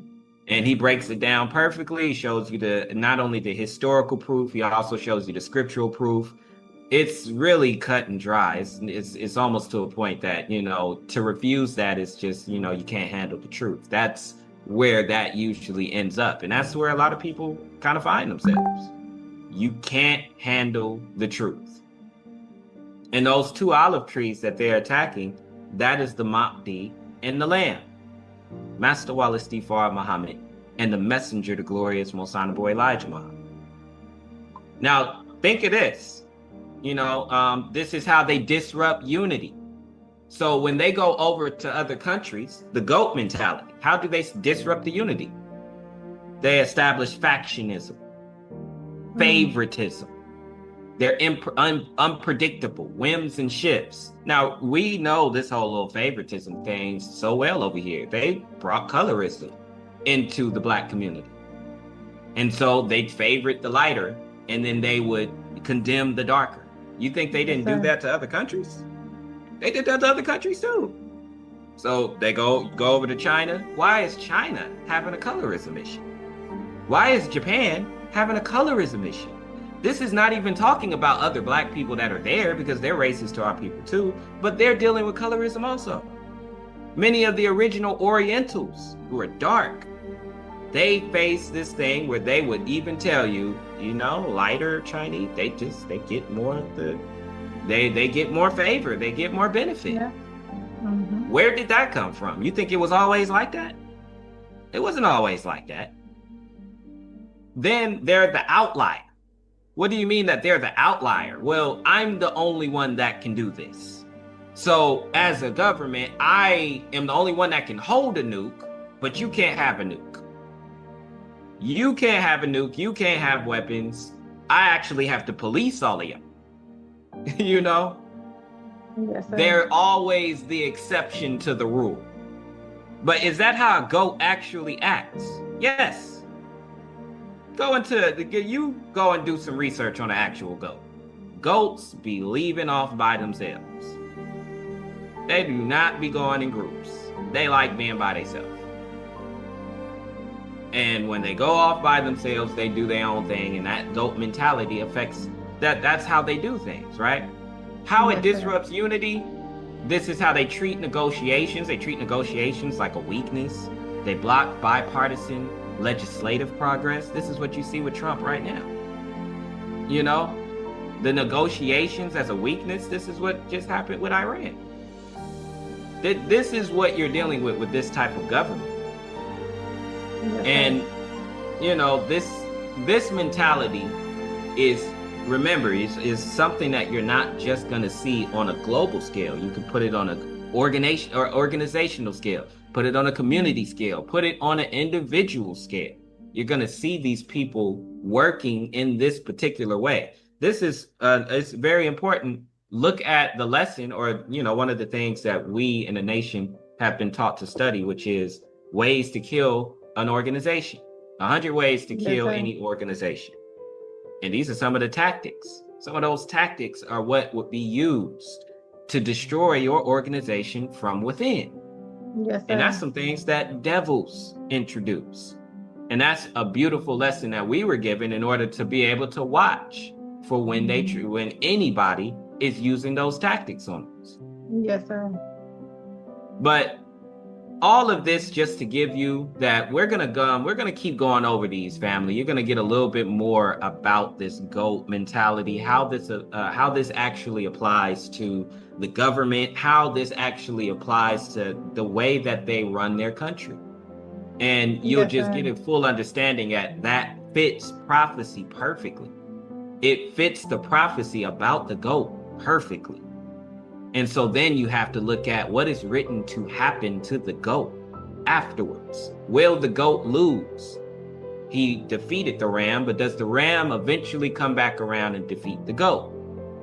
This is what we have received.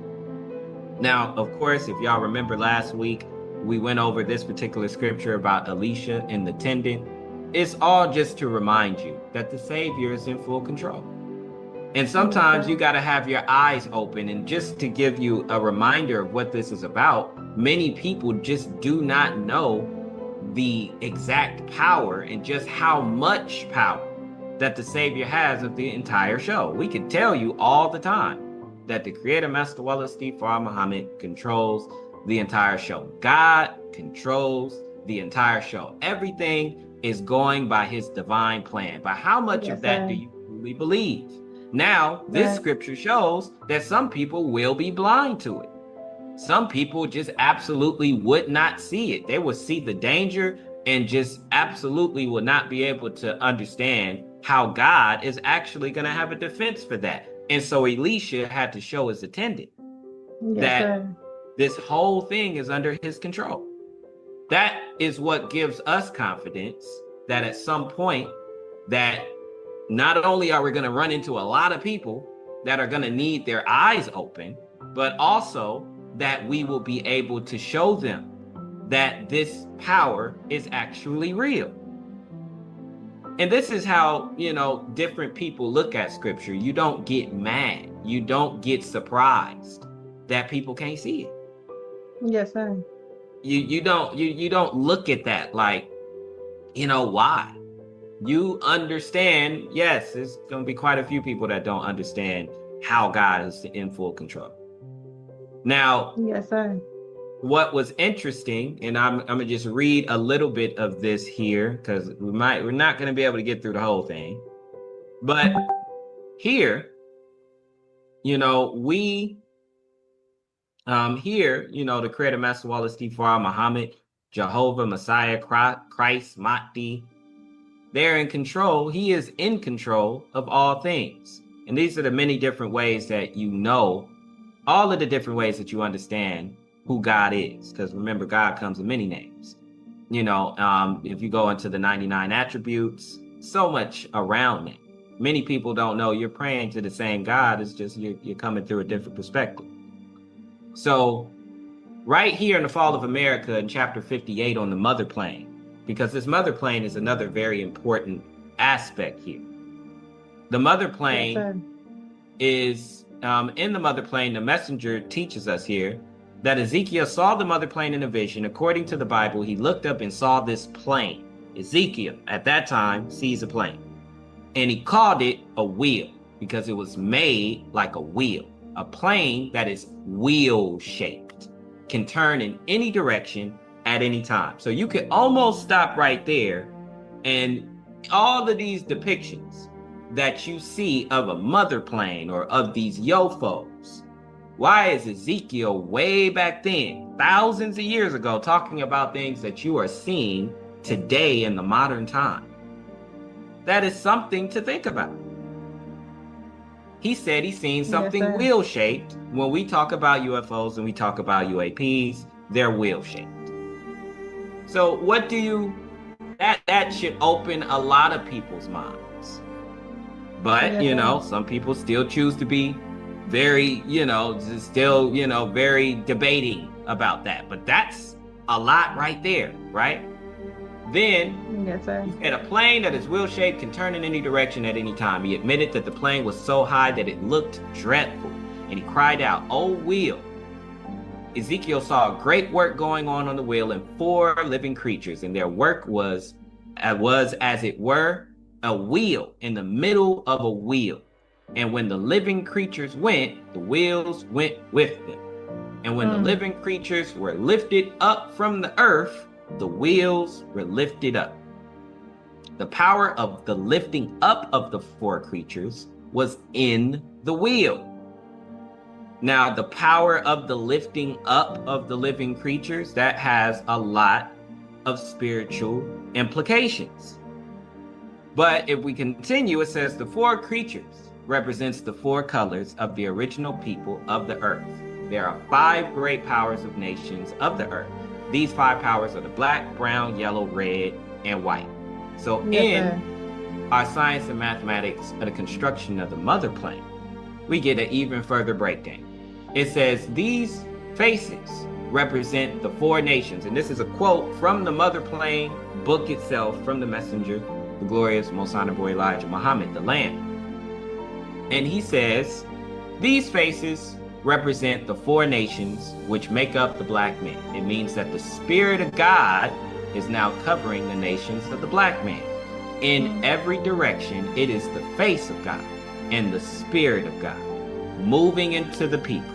The same as the spirit of Yakub, the maker of the white race, the devil, moved into all of his newborn creatures, people that Yakub was grafting. In Ezekiel's vision of the wheel, Bible, the people on the wheel were referred to as creatures, and every move by the wheel and the people of the wheel was of a shift movement and of a direction that was made by God himself for them, and they had the Spirit of God in them. They are referred to as the living creatures. The limitation of their lives, their lifespan, is not mentioned in Ezekiel chapter 1, verse 19. And when the living creatures were lifted up from the earth, the wheels were lifted up. In Ezekiel chapter 120, whithersoever the Spirit was to go, they went. Thither was their spirit to go. And the wheel were lifted up, and the wheels mentioned here could even be referring to people. Wherever they, the wheels, the people went, it was the purpose of Allah God. We take the Spirit here to mean the aims and purposes of Allah and the faith for carrying out his aims and purposes. As we understand from what we read of this wheel, the wheel is in fact a plane made like a wheel. And it is made for the purpose of Allah God carrying out his aim upon the world. That's just something very deep to think about. Yes, sir. The messenger said it is literal and spiritual. So if it's talking about what this literal wheel is doing and moving among the people, it's also talking about the plane, the aims and purposes of Allah. Yes, sir. And the people moving by the aims and purposes of Allah. And it said on the four living creatures, meaning everybody is going to be under submission. This wheel is by no means to be taken lightly.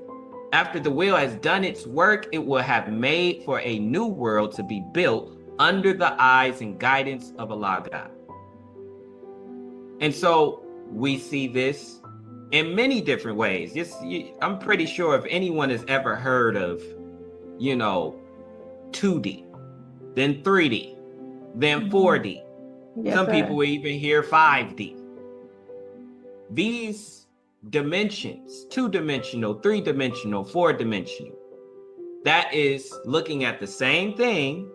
However, it has more dimensions to it. Whenever you have more dimensions, you got volume. If you got volume, you might have a lot of different perspectives when you're looking at that thing. That's how deep the scriptures are. You got to look at the scriptures almost in a 4D, 5D type of way. So when you're looking at these particular scriptures and you're seeing different people, or you're seeing what it is saying, it's saying 3 or 4 or 5 things at the same time. And they're all following the same course. Mm-hmm. So this is the way that this is why it says you don't take that wheel lightly. It's way deeper than just the literal wheel. It's also talking about a spiritual wheel.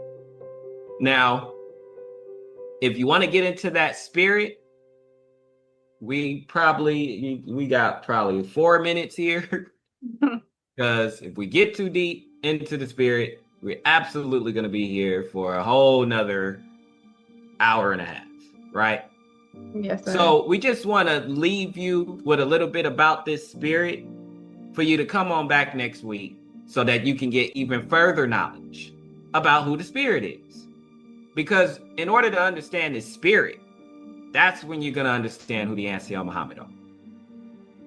Many people confuse that spirit, but that spirit is where we get our instructions. So here, it says clearly the messenger teaches us that it is the Spirit of God was in the creatures, us. This is where we must use our knowledgeable understanding. The glorious Most Honorable Elijah Muhammad was very careful here to state plainly, the Spirit of God. He could very well have stated the name God, Master Wali Stifar Muhammad, and also of the man called the Spirit, who had the Spirit of God in his vehicle, the Allah Master J. Yet that would have upset the balance back then. And that's, don't look over that statement there. What that's saying is a lot of people wasn't ready for that. A lot of people were not ready to hear, oh, the Spirit is speaking about the Allah Master J. Oh, there's so many people that's going to argue with you about that. What are you talking about? Well, you're not ready for that. But we got some unsurmountable, ridiculous evidence to prove to you that that's the Allah Master J. Now, if you were to go into the scriptures, it says in Surah 70, Ayat 4, to him ascend the angels and the Spirit. in the day of the measure of which is 50,000 years. Just pay attention to how the Spirit is always with the angels. So the Holy Spirit and his angels. So then Surah 78, Ayat 38. The day when the Spirit and the angels stand in ranks. We can stop right there. If you ever ask, why did the answer on Muhammad have a temple? The Spirit and the angels stand in ranks. The angels would be in ranks, which means that they would have a temple. None should speak except he whom the beneficent permits, and he speaks aright. Ever wonder why we say permission to speak? There it go. That's all coming directly from what we're being instructed right there in our holy writings.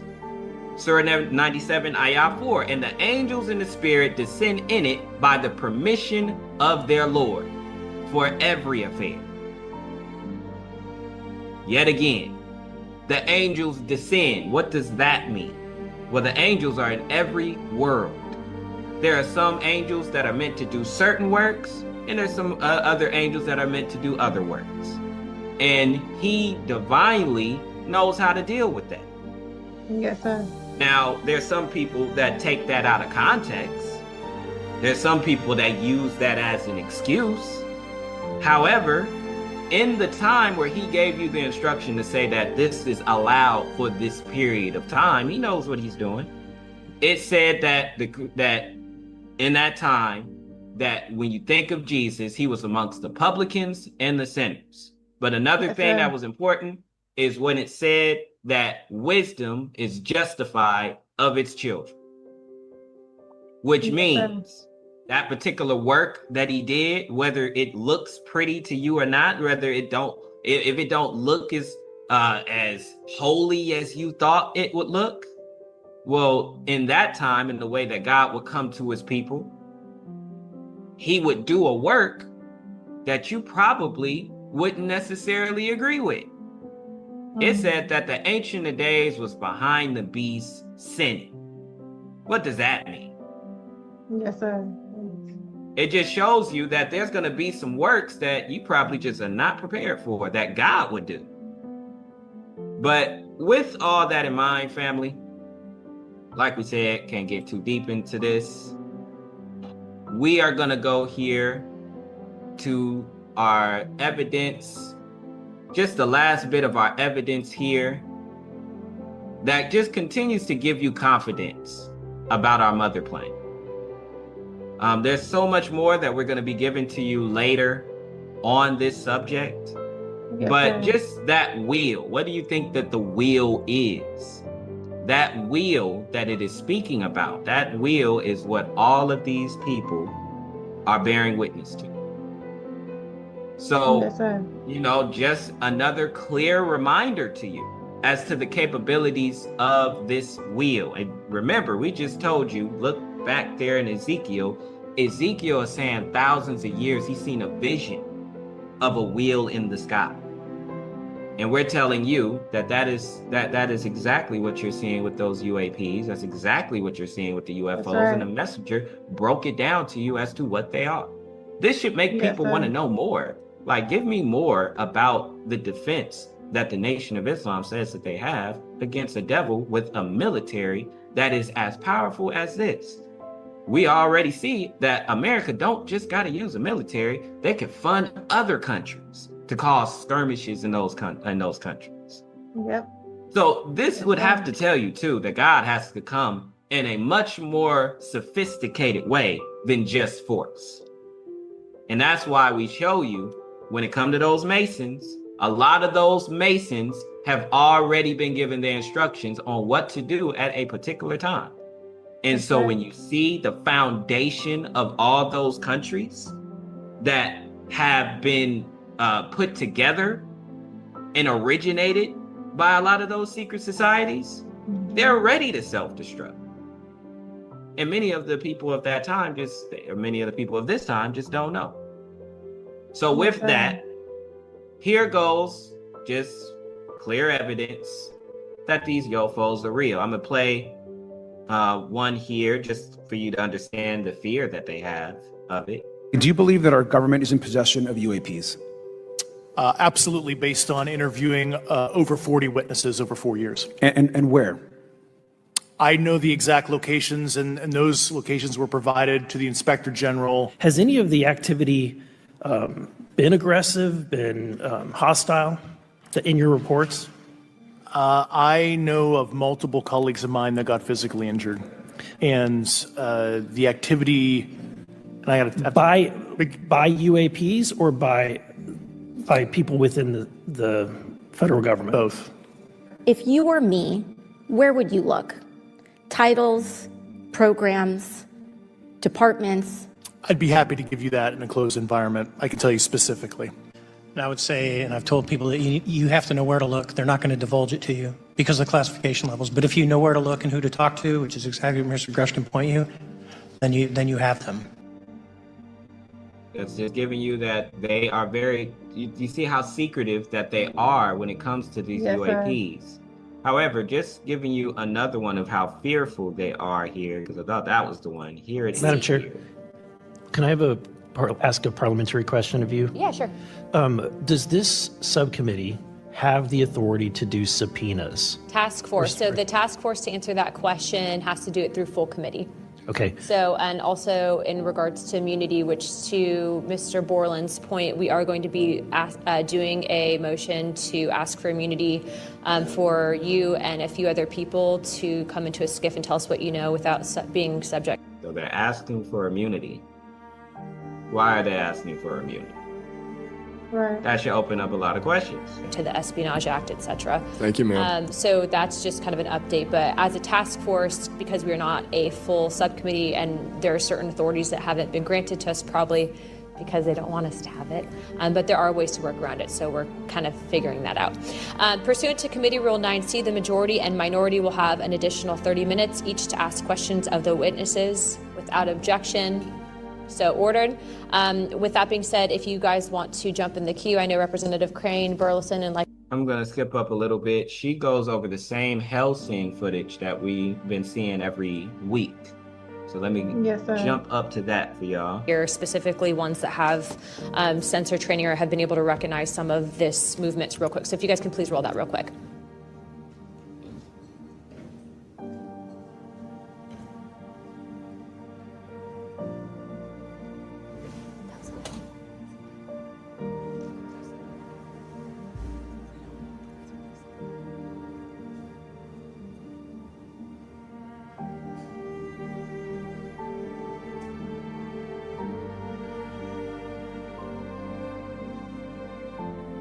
Okay, while this is still rolling, Mr.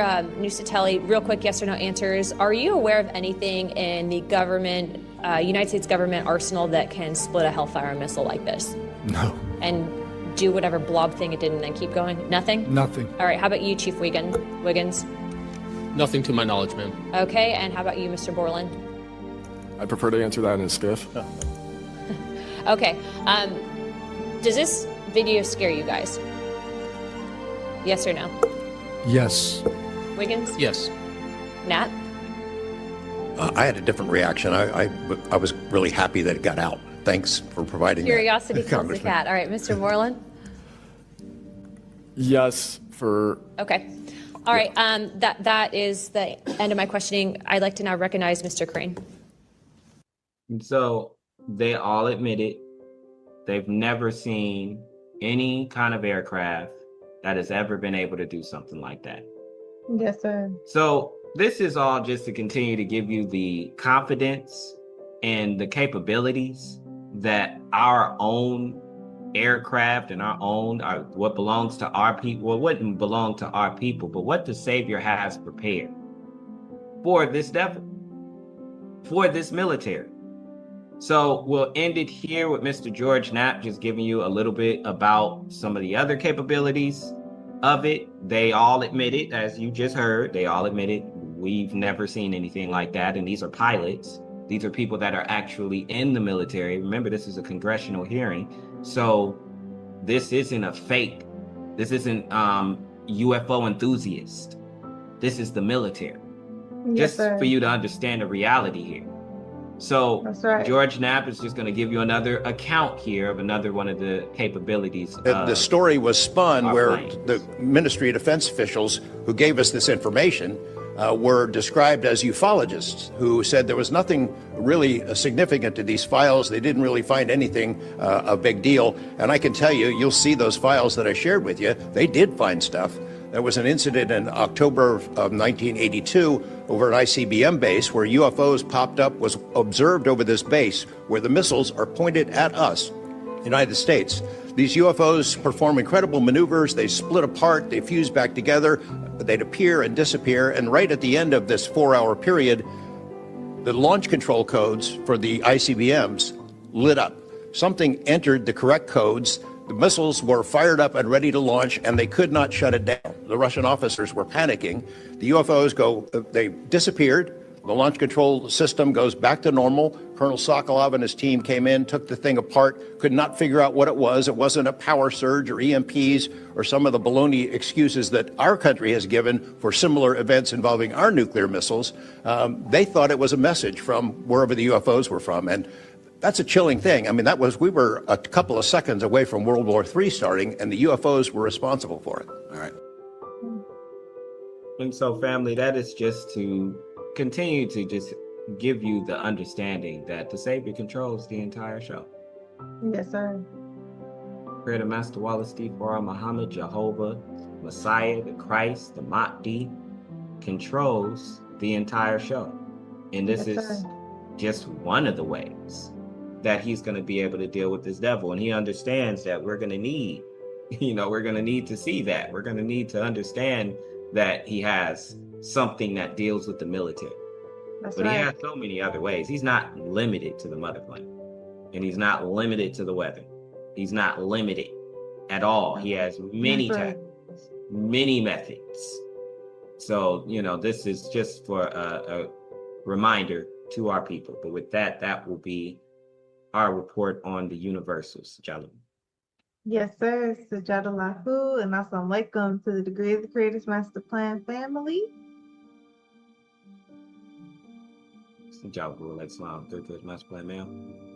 All praises are due to the Creator Master Wallace D. Farah Muhammad, Jehovah Messiah, Christ or Mahdi, his messenger, the glorious Most Honorable Elijah Muhammad, in and through their royal robe and remote control unit, and Surah Muhammad, the Select One, the Allah Master J-Man, for this powerful discussion that we've had. We speak about a lot of events each week, and it's great that we're following these events. We want to come back with some updates on some of the events that we talked about today, because these are ongoing global events going on, and we want to report on them, and we want to leave our family with the emphasis on our unity. We are here to unify. It is extremely important for us to unify and have a real and lasting unity that fulfills what we have been promised of a promised land where everyone on this planet can live, eat, and breathe without having to face atrocities, mass murder, rape, or just oppression and injustice. This is something that God tells us he is coming to heal the planet of, and we are confident in that, and we want to share that with our people. And so we are going to land this beautiful ship and pray that everyone has a blessed day. We'll ask Surah Muhammad, the assistant teacher, if you can open us out in prayer. Yes, ma'am. Is everybody ready? Yes, sir. Position of prayer. Greater Master Wallace D. Farah Muhammad is the greatest. Greater Master Wallace D. Farah Muhammad is the greatest. Greater Master Wallace D. Farah Muhammad is the greatest. Greater Master Wallace D. Farah Muhammad is the greatest. O Creator Master Wallace D. Farah Muhammad, we seek the protection of the Creator Master Wallace D. Farah Muhammad, our Lord, from every fault and turn to him. O Creator Master Wallace D. Farah Muhammad, thou art the author of peace, and from thee comes peace. Bless out thou, our Lord of glory and honor. Nothing deserves to be worshipped except the Creator, Master Wallace D. Farah Muhammad. He is one and has no associate. His is the kingdom, and for him is praise, and he has power over all things. O Creator Master Wallace D. Farah Muhammad, there is none that can give without withholders, and there is none that can withhold without grantings. And greatness does not benefit any possessor of greatness that's against thee. And we ask this prayer in your divine name, O Creator Master Wallace D. Farah Muhammad, and in the name of your last and greatest messenger, the glorious Most Honorable Elijah Muhammad, never forgetting and Surah Muhammad, the Select One, the Allah Master J. Amen. Amen. Amen. All right, family, with that we'll say Sajadalahu and assalamu alaikum to the degree of the Creator's Master Plan. Jalahu or Lake Salam to the degree declared as master plan, ma'am? J. J. J.